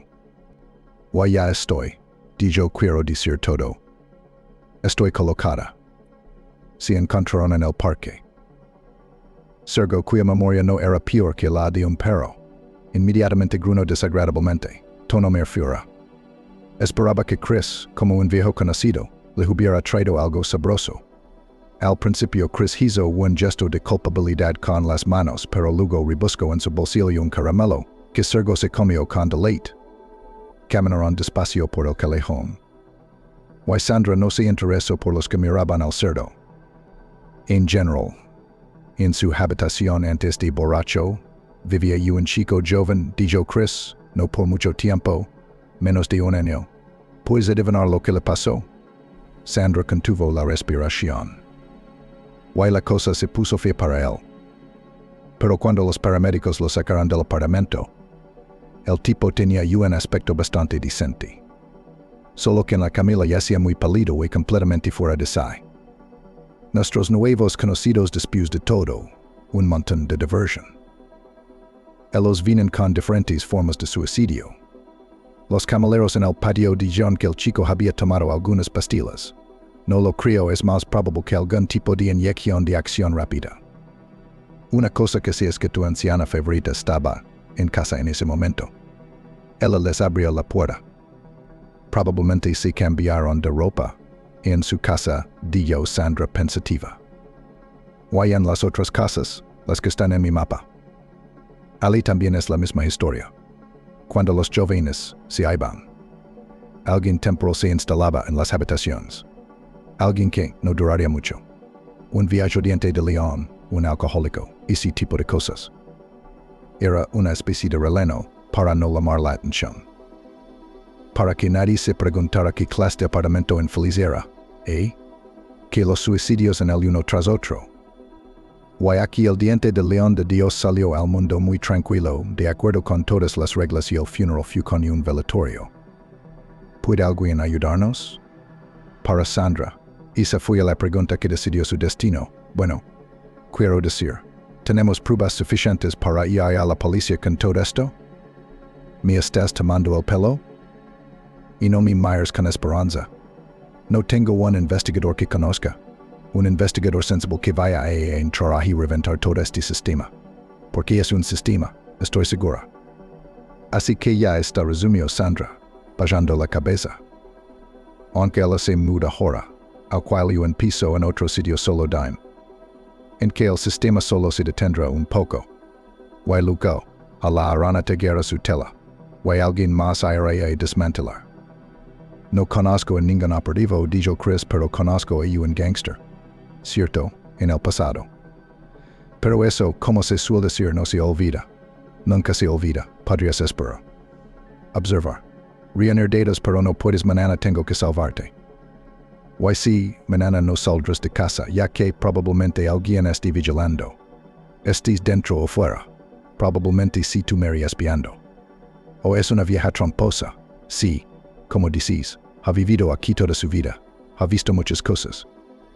Estoy seguro de que hubo más que este tipo que se lavaron. Why antes de él? No he profundizado lo suficiente. Sandra called the cafe, ordered a vegetable funchosa and a fish burger. Ever since she had Sergo, she couldn't eat pork. They promised to bring everything in an hour, but the courier showed up early. A young guy with an intelligent face. Probably also a student who had found a part-time job. Sandra paid, but the courier was in no hurry. Probably he didn't want to go out in the cold rain either. The girl did not invite him in. He stood in the stairwell, but looked somewhere in the depths of the apartment. "How long have you lived here?" he asked. "Why?" Probably recently, concluded the guy, alone or... Everything became clear. He just wanted to get acquainted. Though Sandra stood before him in amateur-like form. Sweatpants, plaid shirt, hands in paint while waiting for food sketching, on her face tired and not a gram of makeup.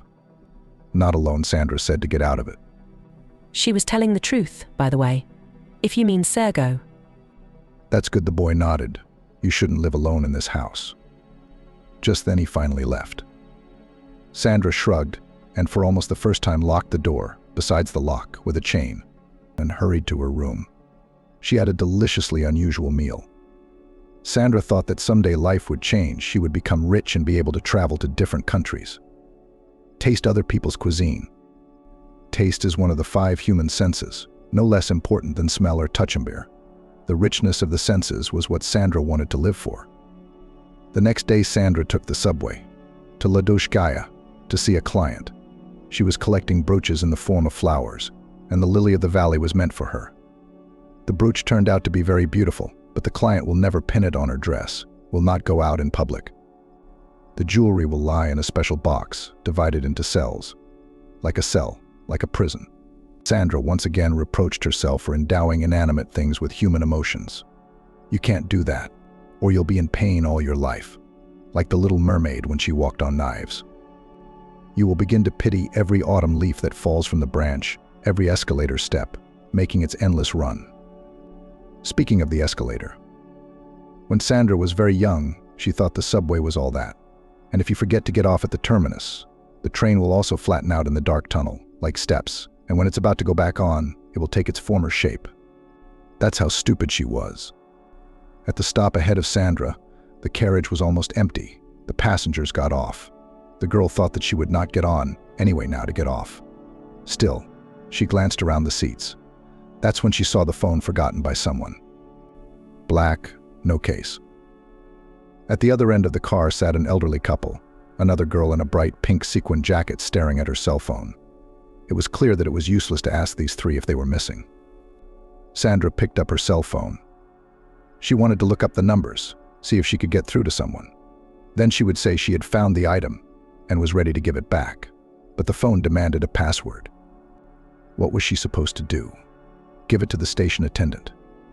If the lost person would look for the cell phone, maybe he would know who to ask. Getting off the train, Sandra hesitated, even though there was no time left. The client was expecting her by noon. It had never occurred to Sandra to keep her cell phone, even though her own was breathing. Everyone around her was in a hurry, and Sandra was out of the picture. She was on the table, and the flow of people flowed around her from both sides. "Did something happen to you?" A man's voice asked her. It sounded familiar to Sandra. She had a very bad memory for faces, but she recognized this guy. He was the one who had brought the food from the cafe yesterday, the delivery guy. Here she showed him her phone. "I found it, but I can't crack the password, so I don't know who to return it to." "I know how," he said. "Give me, I'll do." Strange model, I'd never seen it before. "Well, okay, I can't figure it out myself. A friend will help. He's an expert." "A regular phone hacker?" "I go higher. He can open anything from the most sophisticated safes." "Then I'm cool." Sandra handed over the phone and nodded, saying goodbye. Now she didn't have to go, she had to run. It seemed that the guy had something else to say to her, but Sandra had no time, really no time. Still, She thought about the young man for a few minutes while the endless escalator carried her upstairs. Somehow she was sure she would see him again.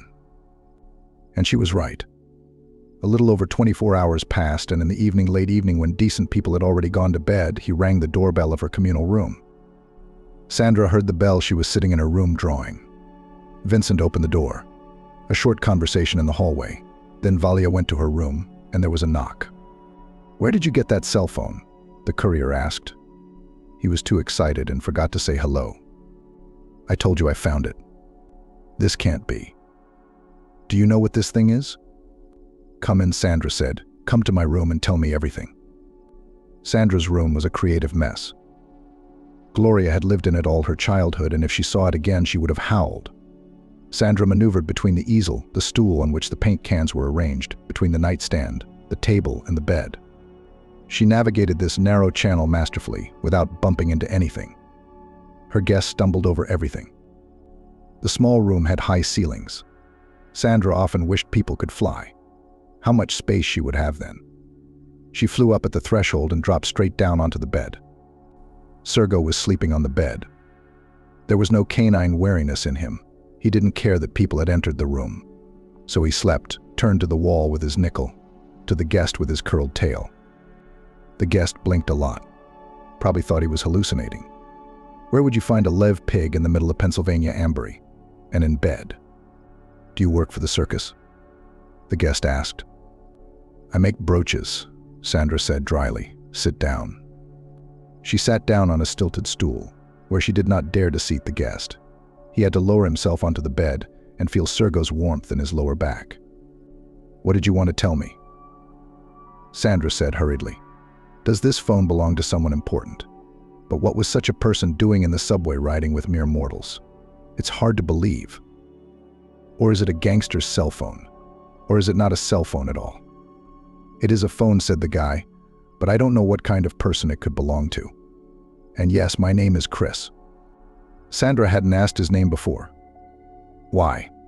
He would be gone in a few minutes and they wouldn't see each other again. "Look," Chris said. He turned on his cell phone. The blue background lit up. Pressing C. "The contact list is empty. No one's called lately. There's no incoming or outgoing calls. Nothing. But there's internet on the phone. I can see that you don't understand, because it's just the way things are. ... Nowadays, everyone lives with their nose in their smartphones. But yesterday, when I cracked the password, I opened the Google homepage.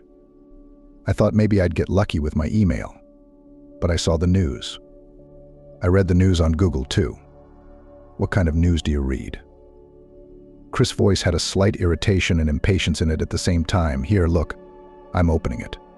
Look carefully. Do you see anything unusual?" Sandra looked honestly. "It's just a normal Google page in the mobile version. What's wrong?" "Look at the date," Chris said quietly. "But it's..." Sandra looked up at him. "It's tomorrow." "Is it a typo? A glitch in the system?" "It's not a glitch. That's how all the news sites work on this cell phone. You can set any upcoming date on the calendar and see what events are coming up. It must be some kind of trick. A program, like a game. I wish. Yesterday, when I cracked the password, I spent the whole evening with this phone. There was a front-page story about an accident on the M5. 15 cars, casualties. I wanted to read more about it on my laptop. But it wasn't like that. Peace and quiet. Then I turned on my cell phone again, and I was already paying attention to the date. It was inexplicable. I thought it was a system failure too, and went to bed. And the next morning, the accident was all over the news. I was electrocuted. Chris said the last words quietly. Sandra was so confused that she couldn't find anything to say. So they sat there in silence. And today, until tonight, I was, so to speak, testing the phone.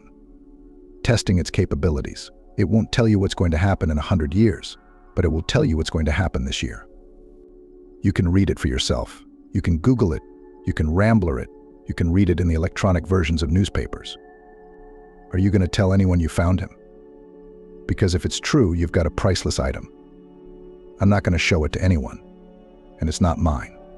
Take it. Chris put the cell phone in Sandra's hand. You found it. I think these things choose who they come to. But I couldn't have done anything with it without you. I'd still have it sitting there dead. Or I'd have thrown it away. Yeah, why don't we call it a U? I agree. But you should take it. You need it more. Why? And yesterday you were talking some kind of riddle about our house. Can you tell me? I don't want to scare you. I hate that phrase. Sandra exploded. It's everywhere. Your symptoms are not good. I don't want to scare you. But if you don't do this, I don't want to scare you. But something will happen, can't you just tell me the human part instead of the fog? I want to know. After I lost my mom and dad, I'm not scared of anything. When you said you didn't live alone, did you mean him? Chris jabbed his finger at the pig. Sergo grunted in his sleep. It was clear enough as it was. I'll tell you what I know, Chris said. I know very little, but I don't like it. And in my opinion, you need to be very careful. All right. Listen. Anyway, I'm learning. Surprised.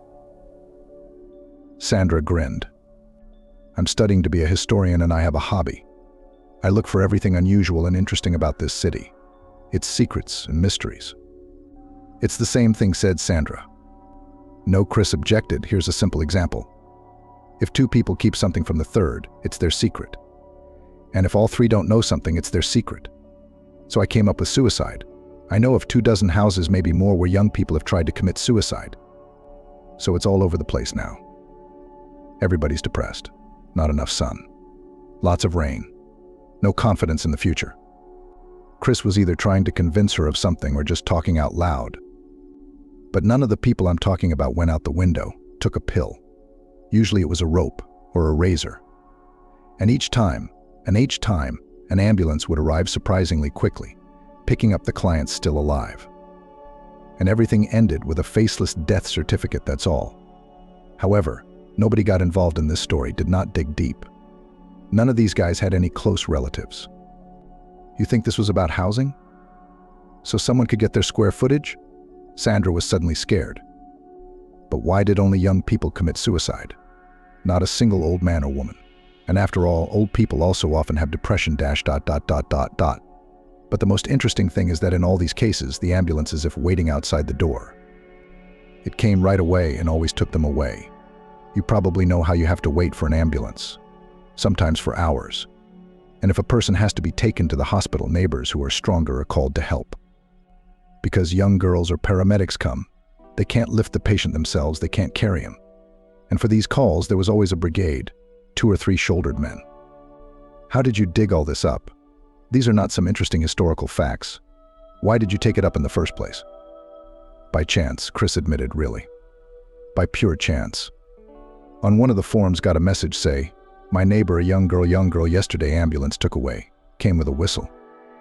And when we called for a sick child, 2 hours could not wait. But there really was a hard case. Luba later died in the hospital.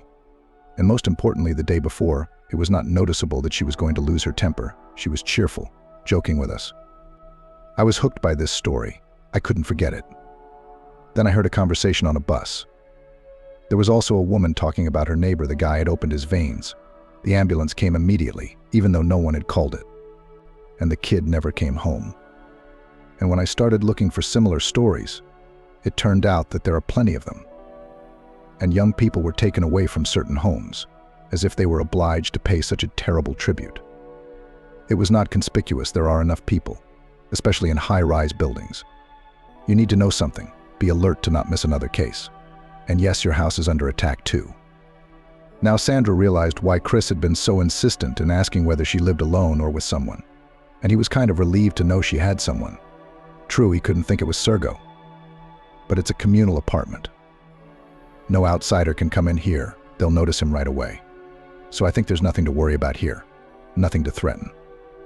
There have been cases, Chris said briefly, so let's not argue, and I'll leave the phone with you. Maybe it will save you, warn you somehow.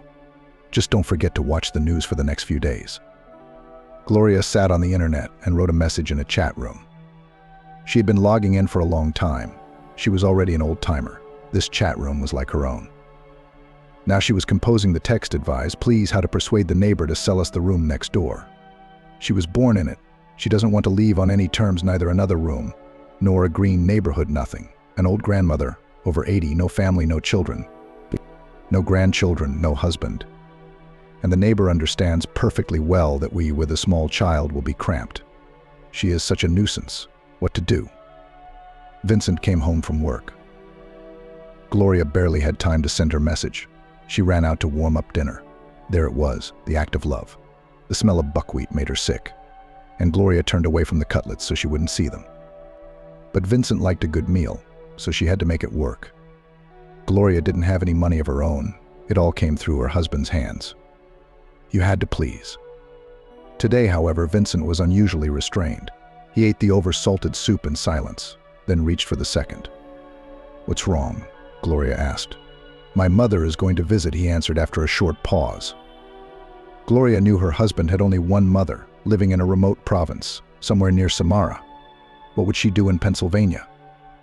The unspoken question hung in the air. Vincent understood. "She wants to see me. I haven't seen her in a couple of years. She's going to get so much country food, it's going to fill the fridge." "How long is she staying?" Gloria asked cautiously. On the one hand, it's good to have relatives who live far away. On the other hand, if they came to visit, it wouldn't take long to get rid of them. They'd be gone for at least a few days. Vincent confirmed Gloria's hunch. "A week," he said. "She can't be away from the farm for too long." "Where will she sleep?" They had a double bed made up of 2 twin beds. Gloria thought they could put a cot for her mother-in-law in the kitchen, to keep some comfort for herself and her husband for the week. Better yet, rent a room in a cheap hotel. Let mother and son meet on neutral territory. "We'll split the beds." Vincent must have thought of everything. "You'll sleep on one bed and Mom on the other. She has a bad back. She needs comfort. I can sleep on the floor." It's clear. The house will turn into a gypsy camp. "Can't your mom go to a hotel?" Gloria asked. "She'd be more comfortable there. You see, she's a country woman. She has her own ideas. She'll be offended that I didn't take her in, that I couldn't find a place for her." My place, Gloria wanted to correct, but held back, only biting her lip.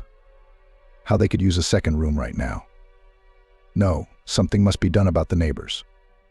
At night, Sandra woke up to colored lights wandering around the room like flashes. She had been sleeping lightly, and that was enough. Sandra went to the window and Sergo followed her. Decided that the landlady might be making a turn to the refrigerator. The pig could eat at any time of day. It rattled behind his ears. The window of Sandra's room looked out onto the courtyard, a bleak, bare courtyard. All around were houses painted yellow. Remark he could have lived here. Night had hidden the squalor of the courtyard. Now every shadow seemed mysterious. An ambulance was parked in the driveway, and 2 men in white coats were loading a stretcher into it. Sandra saw the face of a guy in his early 20s. It was dead pale. Sandra had a liquor bottle in her closet. It was now filled with sedative drops, 5 different kinds. Sandra poured in half a cup of water and generously refilled it with what was supposed to be measured out in drops. It was the Cognac version of relaxation. She drank because her heart was beating so hard against her ribs that it felt like it might wake up the neighbors. Like a big clock with a pendulum beating in the middle of the night. Sandra remembered once there was such a clock at home, but besides the pendulum it had a cuckoo. Mom had been sold this rarity by an acquaintance. Poor Mom, she wanted so much to have a home that was no worse than people's, but she was always short of money. And she didn't trust her taste because she grew up poor. She didn't even throw away broken things and old clothes they could be repaired and mended. But she instinctively realized that her friends would condescend to despise her for this. That's why she always took, if acquaintances gave her something or sold it for nothing from their own, worn, unfashionable. But once they chose all this, so the things are good. Did your mother ever wear a dress that she liked in the store? Not because of its price, but simply because your mother thought it was beautiful. When her parents added up their paychecks, there was barely enough for life, and for their 2 children, Sandra and her younger brother, Augusta. Now Sandra was earning enough, but what could she buy her father and mother? Only a beautiful monument. The ambulance had long since left. Sandra lay in bed, covered with a blanket with her head. It seemed to her from her childhood that it was safer this way. This way nothing bad could happen to her. The monument. It was chosen and placed by her aunt, her mother's sister. She also took August to her. It was a complicated exchange. Parents' 3-room and 1-room aunt exchanged for a 2-room apartment for the aunt, who took custody of August, and a room for Sandra. The girl agreed immediately, having learned that will live among the legendary antiquities. And now look out the window at the dreary yellow walls with sweat and a yard where not a single blade of grass grows. Tolerate Gloria's neighborhood with Valia and clean the whole apartment. Even when her neighbors didn't say a single word to her, Sandra could feel the poisonous vibes coming from them. It's hard to be around people who want you gone more than anything in the world. There were two choices. The first was to retreat. She wouldn't be left without a place to live. Even people like her neighbors wouldn't think of that.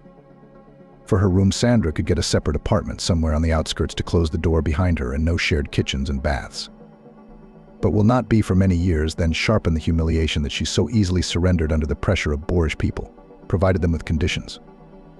The second option is to fight, put Sergo in good hands, so as not to give the neighbors trumps. The pig is a thoroughbred. He has international documents. He can go abroad, unlike Sandra. She doesn't have a passport. What happens next? Gloria and Valia will take Mary's room. It will happen sooner or later, even if we have to wait until the old lady is gone. The neighbors will spread out in a pancake to get those meters. And Sandra will be alone in a hostel camp. She'll come home and feel how much everyone hates her. We'll have to hold up in her room because Sandra will never learn how to scandalize. She doesn't have that scandal gene in her internal program, and there's nowhere for it to come from. Sergo sensed his mistress's mood. He clucked his hooves on the parquet, made tinkling, clattering sounds, and began to look anxiously into her face. As if he were a dog and understood everything. The mother-in-law arrived. I mean, what's the big deal about putting up with a man for a week? Gloria wondered why she was treating this rather short visit as a disaster, as if she were a cat and would be stroked against her fur for a week. But a cat can escape to the attic, to the basement, and find another cat, even better than the one left at home. But Gloria can't go anywhere. There's nowhere to go. Her mother-in-law is a gaunt little woman. Vincent met her at the train station, loaded her bags into the car. But where the mother-in-law came from, she had to carry them to the train. How could she do that? The bags took up half the kitchen. 3-liter jars with pickles, honey, lard, and even a duck carcass yellow from fat. There was enough food now to last a month. Gloria was afraid that her mother-in-law had changed her plans and would stay for 4 weeks instead of 1. And she realized that she would never be Amber's. Aunt Amber's she couldn't call her mother daughter-in-law, her own daughter. Gloria had prepared a full dinner for her guest's arrival. She poured mushroom soup. There was no salt on the table. Vincent went to the kitchen and got some. Her mother-in-law tightened her lips. Gloria served the second course, collected the dirty plates. As she walked out the door, she heard it. A good hostess doesn't sit down if there's nothing on the table. And her husband doesn't run out for salt. Your father didn't know where my dishes were. The relationship is fixed once and for all. Gloria couldn't please her mother-in-law no matter how hard she tried. She decided not to try at all. Once again, she had to say a bad word about her neighbors, who were unable to disappear into thin air to free up the space their family needed. Gloria went to the store. She bought a screen Chinese brightly colored birds on a black background. Vincent had already dismembered the twin bed, and there were narrow bunks along the walls. Gloria fenced off her own. It was better on one side. It gave the illusion of privacy, lying on the phone with her legs up high. Gloria's feet got swollen with the pregnancy. On the other hand, it felt as if the room belonged to her mother-in-law and her son, and she, Gloria, was superfluous, tucked away in a corner, in her kennel. Why had Amber come? Gloria wondered. They used to go to the big cities to buy things they couldn't find in the country. They'd make a list on more than one sheet of paper, including relatives and acquaintances. But now you can buy everything everywhere. And my mother-in-law didn't want to go shopping. Gloria didn't realize it right away. Amber had traveled far away to see how her son was doing. Adjust his life to what she thought was right. Learn to bake, she said to Gloria. You don't go near the oven, but you should ... Pies are so helpful. When I raised my boys, I always had a plate of pies on the table. With potatoes, with cabbage, with whatever was cheapest, even with liver sausage. And my boys never went hungry, cheap and hearty. You have meat on the table every day. That's a lot of money for food. And Valia is the only one who earns money. A week, Gloria repeated to herself every night, just a week. And another day has already passed. Vincent told her that he had bought his mother a return train ticket. Gloria cheered up and promised herself to stay in the frame for the remainder of the week. But good intentions, as you know, Gloria tried to minimize conversations with her mother-in-law, but the latter, as if not noticing her daughter-in-law's dislike, asked in detail, "And who washes the latrines here?" One by one, Gloria answered monosyllabically, "It's not your turn. It's that girl with the mop. She's young, it's not hard for her. And she's not pregnant, by the way. Why do you pay her money if she's got it all on her own? Scrubbing like hell. No, I'm gonna give her a kick in the ass so she's out to here. I'll give you another kick to shut her up," Gloria wanted to say, but she kept silent like a partisan under interrogation. Her patience had run out suddenly. The only automatic washing machine in the apartment belonged to Gloria. She had rushed to buy it, and it had taken the best place in the bathroom. No other machine would fit there now. Whether Sandra and Mary washed their clothes in basins or in the laundry room was of no interest to Gloria, and it certainly wouldn't have occurred to any of her neighbors to ask permission to do their laundry in someone else's machine. So the pile of laundry that appeared on the washing machine was not doubtful of its belonging. Besides, Gloria had seen that yellow sweater on her mother-in-law, and the pantaloons were clearly hers too. It would seem that take 2 fingers, stick them in the machine, pour the powder, turn on the program, and that's it. It's the husband's mother. She's leaving in 2 days. But Gloria felt a 9th wave of irritation, even hatred. She did not want to touch this old woman's clothes, to take them in her hands, to inhale the odor of her dirty body. She wanted to get even somehow for a week of living with her mouth closed, with her mouth taped shut and unable to say what she thought. She shoved the old woman's clothes into the dirtiest corner of the tub with her foot and stomped on them. She put her bedding in the machine. Before her husband came, she hung up snow-white sheets and duvet covers, fragrant with perfume. My mother-in-law saw that her goods were left unwashed. She went to the bathroom to check.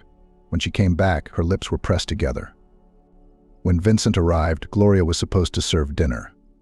But she hesitated. She wanted to walk quietly out of the kitchen, to go to the door and hear what her grandmother was saying. Gloria had no doubt that she would complain. But she'd underestimated Amber's outrage. She didn't even want to hide. When Gloria set a plate of cutlets and mashed potatoes in front of each of them, her mother-in-law asked, her chin upturned, addressing only her son, as if her daughter-in-law weren't even here, "Why didn't your wife wash my clothes?" Vincent was hungry and didn't feel like arguing. "She must be tired," he said diplomatically, wielding his fork. She lies on the bed all day. His mother-in-law wanted to summarize the week's observations, and she spits at the ceiling. And it's hard for her to start the laundry. Why? That's where Gloria went off on a tangent. "Because I'm not a laundress," she said with a smile that could outshine the sun. So much of it was fiery hatred. "Because your son and you live in my house, and if you expect it, someone else can please you, but not me." The mother-in-law gasped with indignation and the urge to reply. Her jaws set, and then one of them moved out of its usual place. My mother-in-law had the cheapest prosthesis made at the district hospital, and it couldn't take the emotion. I had to run to the bathroom to fix it. It was an added humiliation. Gloria went out to calm down and make tea. When she returned, Vincent was helping his mother pack. There wasn't much. His mother-in-law had brought the goodies in large bags, her own clothes in one small one. The dirty laundry was put in a bag. "Where are you going?" Gloria asked, emphasizing the you. She wasn't interested in where her mother-in-law was going. And to an acquaintance, Vincent answered dryly. He'd taken his mother away and hadn't come home for the night. But Gloria knew it was only temporary. Where would he go? A stamp in his passport, a roof over his head, and a sun on the horizon. He'll come back like a sweetheart. He'll only stay with the old woman until he puts her on the train to show her he's with her. And then he'll come. Sandra and Mary hardly noticed that a stranger was living in the apartment. They had been drawn into their rooms before, like a snail drawn into its shell. The loud-voiced, perpetually disgruntled Gloria filled all the space in the apartment, and they didn't want to cross paths with her. Sandra sat on the bed, stroking Sergo, covered with a plaid blanket, scratching his neck. But her thoughts wandered far away. She realized that such an incident as a suicide attempt in a single house was unlikely to make it to the major news sites. So now she just went from one social network to another, scrolling through community news, looking a day, 2, 3 ahead. She realized that this work could be endless and even fruitless. and it was even more likely that that was the case. But what a strange feeling it was to learn what no one else knew. It's hard to be God, and even to carry a tiny spark to be a visionary is also very hard. You can see who will win a soccer match, which politician will have a career crash, but Sandra was not interested in any of that. Suddenly she flinched and blinked a lot. She had this habit of blinking, as if everything unpleasant would dissipate by itself, if only she blinked and then took a closer look. Going home today. She read on the forum, the first hour of the night I see, and we in the yard ambulance stands. A girl is taken out. Her head was smashed. Her hair was in crow V. They took her out so quickly. I wanted to come up and ask what happened, but they loaded her right away and drove away, with flashers. Underneath the message was a photo, apparently taken hastily on a phone. Sandra blinked one last time, nothing had changed. It was their driveway, familiar graffiti. And on the stretcher, yes, it looked like it was her. She was covered with something, but that bloody hair. Can fate be changed? Or will it still lead you to the snake, like Oleg the prophet? Try to climb or fold your paws on your chest, let it be as it will be. Sandra glanced at the date. It would happen in 5 days. So she only had 5 days. You know the day, the hour and the place when it's going to happen to you. So you go somewhere quiet and wait it out. Then come back. There was a place to go. I could ask one of my single friends to spend the night. And her aunt wouldn't kick her out if it was just for one night. You can come up with a convincing version for everyone at home: problems with water, gas, electricity. Neighbors are renovating. She's sick from the smell of paint. There's plenty of options to choose from. So why was Sandra being held back? Sergo. He won't be welcome, but Mary can look after him for 24 hours. They love each other. So what? Is this the butterfly from Ray Bradbury's story? You can't interfere with what's programmed by fate. An accidentally squashed butterfly can change the course of history. The easiest thing to do is not to believe everything that has happened in the last few days. All the phone can do is Gloria's mother. Sandra will be supported in this by everyone except Chris. But assuming that the prediction is true, it is unbearable to wait for trouble and do nothing. Sandra had 2 things planned for herself at once: to go to her brother's house and to talk to Chris. With August, they had a big age difference.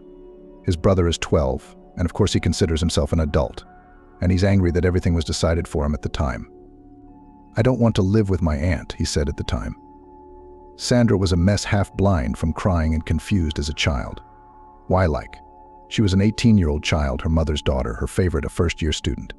It seemed to her that with the death of her parents, everything was over for her. Why didn't they take her with them? Why didn't she go with them in that car? Because she didn't like the dacha, and Dad and Mom were supposed to pick berries.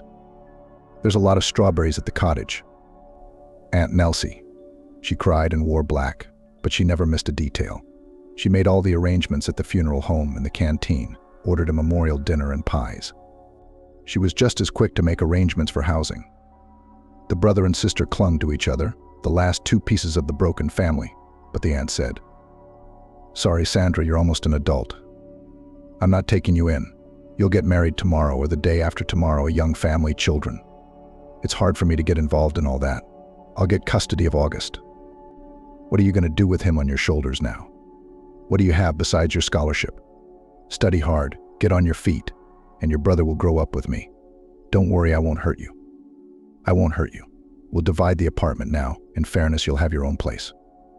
August held Sandra's hand all this time, as if he hoped that she would interfere with this plan, and they would both remain living in their home as before, except that the parents' bedroom would be empty. But Sandra realized that if she didn't let her emotions overwhelm her soul, take over her aunt was right. Sandra's greatest fear was that, busy with studying and practicing, she would miss her brother.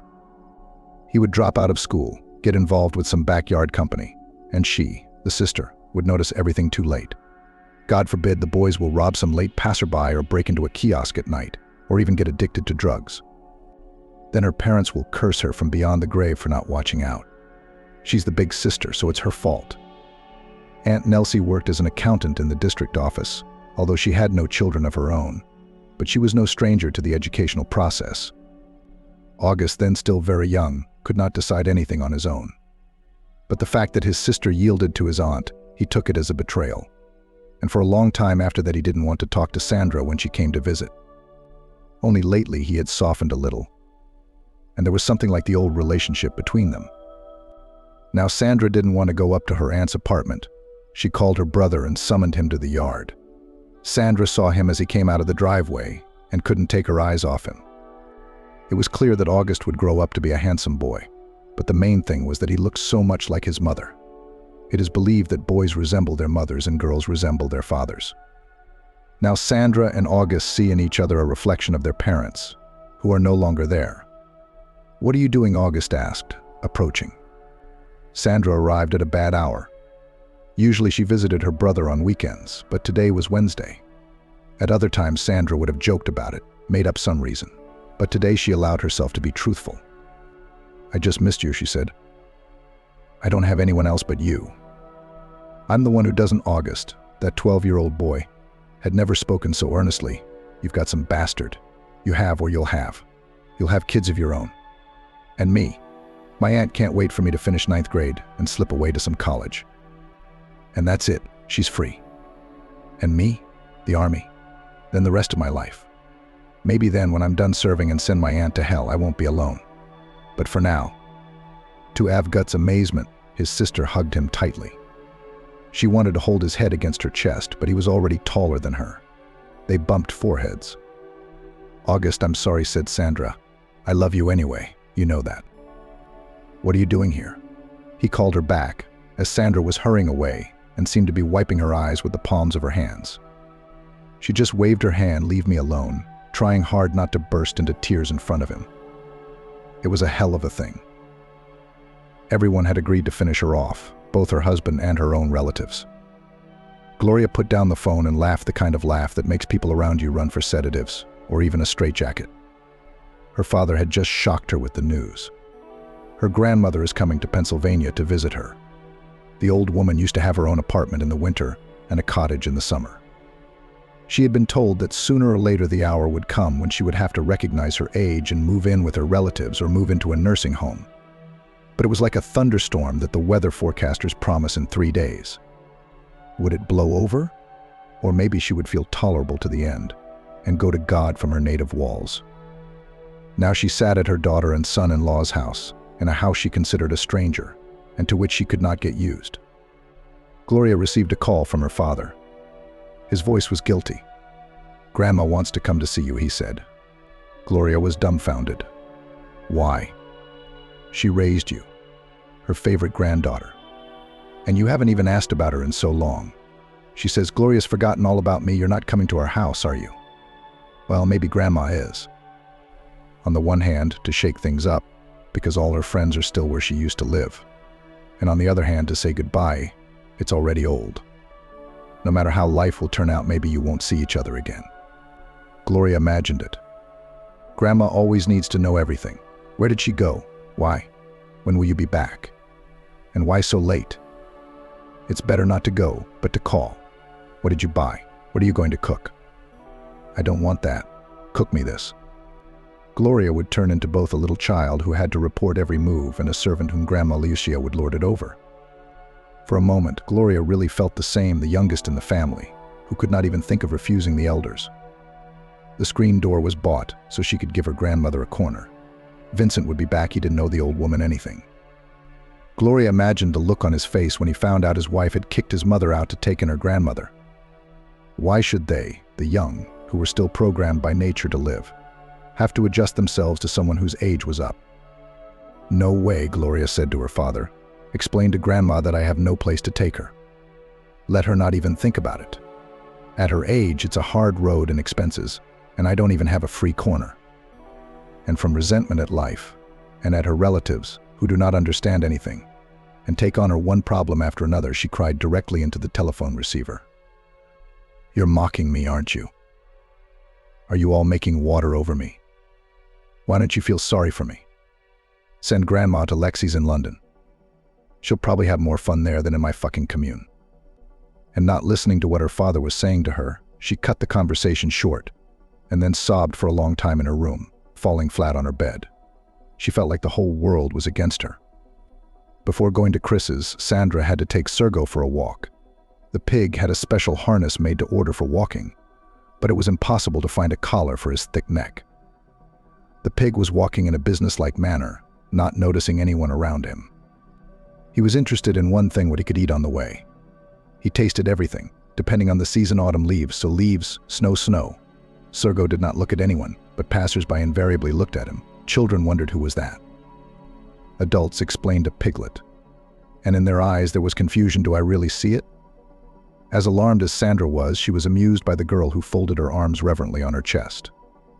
This is the first pig in my life. Wait, there will be many more, the mother promised, pulling her daughter along with her. Finally, Sergo was walked and locked in the room. Sandra gave the key to Mary. In case the pig wakes up and starts yelling, he can be fed. Food is in the locker. We'll have a wonderful time, Mary promised. I'll read him some poetry. Go about your business in peace, child. When Sandra called Chris and asked for a meeting, she said she wanted to see him on neutral territory, somewhere in a cafe or a bar. I can't take it. My hands shouldn't be shaking. A jeweler needs precise movements, and my fingers are shaking with fear like the last Al-Kash. And if that's the case, I want to get drunk. I need someone sober to keep an eye on this, and then send me home. Can you do that? No, we'll deliver, Chris replied, and Sandra nodded in satisfaction, even though she couldn't see him at the moment. And now they were sitting at a table in a small cafe, a kind of glass on the 7 winds, and Sandra, even before the conversation between them, 3 big gulps of cognac. Now I will let go, probably, she said, inside as if everything is knotted. You know, detectives, it's not my thing. Not my genre. Absolutely not. We're more of a thriller. Chris pulled a small netbook out of his bag, opened it, and the homepage of the internet loaded very quickly. But Chris only grumbled annoyingly and opened another file. Sandra wanted to bend over the table to him, but he had moved his chair and was now sitting next to her. The girl saw a map of Pennsylvania, labeled with some icons. These, Chris said, the cases I know, the ones I told you about. Why are there 2 or 3 on some houses? Because there have been a number of failed suicides there. I put the dates next to them when they happened. Sandra made a wish. If this virtual map doesn't show her yard, or the guy who was carried out on a stretcher, she saw it with her own eyes, then it's all bullshit and empty fears. She found her yard on the map. There was a cross painted on the neighboring house, and the date was the same date. Maybe the phone will tell you something. Chris looked up at her anyway. There's a cross on your house too, see? Do you mind if I find out more about the history of your commune? Dig into its past, who lived there before you, whether people have been taken from it. Sandra nodded, pondering whether or not to tell him that the phone had predicted her fateful date. Instead, she began to drink cognac shot after shot. Maybe when everything swam in front of her eyes, she'd be brave enough to tell him. Chris kept his promise. Calling a cab, supporting her by the shoulders, he took Sandra to the car and sat in the back seat with her. Are you with me? She sounded surprised, her voice unsteady. To be honest, she didn't manage to say it at all the first time. There must be someone to help you up the stairs. They said goodbye at the door of her apartment. Mary was still awake. Apparently, she had invited the pig to a fun party. Sandra heard the old lady's voice and a satisfied grunt in response. When Sandra entered, Mary was sitting in a chair with a bag of cookies, and Sergo was at her feet impatiently waiting for the next batch of treats. But that wasn't what caught Sandra's attention. The antique closet that stood by the door was ajar, and there were a number of things hanging on the shoulders, and among them, 2 white medical gowns. Tomorrow. That was the first thought that had crossed Sandra's mind when she woke up. Everything will happen tomorrow. Or would it? But now she could feel it subconsciously. With her spine it would. The air was electrified, as if before a thunderstorm. It was crackling. The pig that lay at her feet snorted in his sleep. He slept like a cat on his back, hooves up. Sergo hoped for a quiet morning and pancakes. Sandra often baked him pancakes, and if he was lucky, with a banana. Bananas were the pig's favorite thing in the world. Sandra stroked his belly with 2 fingers, careful not to wake him. She could read his thoughts even in his sleep. You mustn't eat so much, she said softly. You'll be like Esther. Do you know about her? Her owners took her in as a little piglet. thinking she was a thoroughbred and would be 2 peas in a pod. But she grew up to be a big horse. I mean pork. I was going to say pig. At that moment, she almost envied Sergo to the point of tears. She too wanted to think about pancakes and bananas, about beads and panties, about a snow-white beach and a warm sea where she had been several times in her distant childhood. But instead, you have to figure out how exactly you're going to be killed. Why this question did not arise, it was already seen. And yesterday when they had talked to Chris, they too each of them knew why. They're young. The body works like clockwork. And every part of it costs money. A lot of money. And it's so tempting to catch a man in your web like a spider to a fly that no one will be looking for him. Sandra took out her cell phone. She put it under her mattress at night in the same place, so that even in the dark it could be fumbled for it at any second. Maybe she hoped that by sheer force of will she would hypnotize the future, change it. Sandra also knew that today was the last time she would see this forum page, this picture. The cell phone showed only the future, but not today. And so she looked at the photo with triple attention. Who was lying on the stretcher, her or Gloria? Both had wavy, shoulder-length hair. The face of the woman on the stretcher was turned away from the viewer, and the blood ... guess which one it was. The orderlies are not even visible in the darkness, just white coats. Gloria was arguing in the kitchen. Sandra listened and realized that the faucet was leaking and there was a puddle on the floor. It was good that Gloria noticed in time, otherwise the downstairs neighbors would have come to beat them up. Or, at the very least, they would have made them make repairs. Gloria opened the door without knocking, peeked in.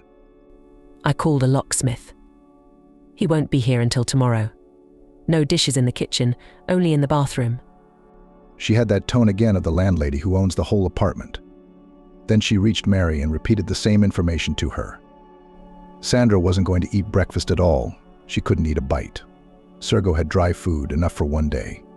God, she'd have to think about where to put him if. None of her friends would take him, except Chris. He seems like a responsible guy. At the very least, he'll put Sergo in the care of a society for orphaned pigs. I think I'm going on a wine diet, Sandra muttered, pouring herself a full glass of Spanish red.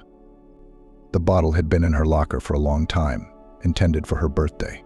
But what now? Chris called as Sandra reached to pour herself a second glass. I found out something else, he said. Interesting. Well, Sandra hurried on. Let's meet. Not like yesterday. There's no time for emotions. You have to listen to me, understand and remember everything. Sandra realized he does not want her to cry into his vest, does not want to see her like the day before drunk. Such things are reported sober. And I'm all ready. She said, I mean everything. I'm stoned. They met in the park. Sergo, whose memory was no worse than that of a dog, immediately grunted unpleasantly, pissing out tone. He hoped that Chris, like an old acquaintance, had brought him something tasty. At first Chris waved his hands guiltily, but then he fumbled in his pocket for a candy, which Sergo ate with delight. They walked slowly down the alley, and Sandra was not interested in those who looked back at the pig. In general, in your room before this drunkard, lived a young guy, said Chris. Not for a long time, less than a year. Can you guess what happened to him? Sandra held her breath. And it got bad for him. But when he was taken out of the apartment by the paramedics, this fellow looked pretty decent. Only on the stretcher lay very pale and completely out of it. Our new acquaintance is, after all, a lot of fun. They come up with different ways of suicide. The orderlies in the yard said the kid had taken some pills. I don't believe that, more likely some kind of quick-acting injection. One thing I do know is your favorite old lady was home at the time. She opened the door for them. They probably changed clothes at her place, Sandra said thoughtfully. And in the other houses, the ones on my map, it's the same story there too. After the young people left, someone temporary would move into the rooms. Someone who wouldn't last long. An old dandelion, an alcoholic, that sort of thing. It was a kind of padding, so as not to attract attention. So that no one would wonder what kind of unhappy apartment it was, huh? That suicides in it one after another. And here God's dandelion went out into the world quite peacefully, according to all the rules, and the funeral was with a wake. Can someone help us? For Sandra, that was the question that decided her fate. Well, I mean, do we have enough evidence to go to the police with all this? Are you kidding me? And don't look at me hopeful. I don't have an investigator I know, a sensitive investigator who's going to get in there and bust this whole system. Because it's a system, I'm sure of it. So that's it, Sandra summed up, lowering her head. Even if she moves out now, we'll rent a place somewhere else. Just tell me on what the system will only stop for a little bit. And then the spider will weave its web, and someone else will go to dismantle. I don't know any operative, said Chris, but I know a gangster. True, in the past. But that, as they say, is not forgotten. You never forget. You could wait. Watch. To gather facts, but you can't tomorrow. I have to save you. And yes, tomorrow you won't leave the house, as someone is probably watching. Whether you're in or out, it's probably your Mary spying. Oh, she's a tricky old lady. If, as you say, she's lived here all her life, she's seen a lot of things. I'm sure there was more than just this guy who was taken away, and before him. I haven't dug deep enough.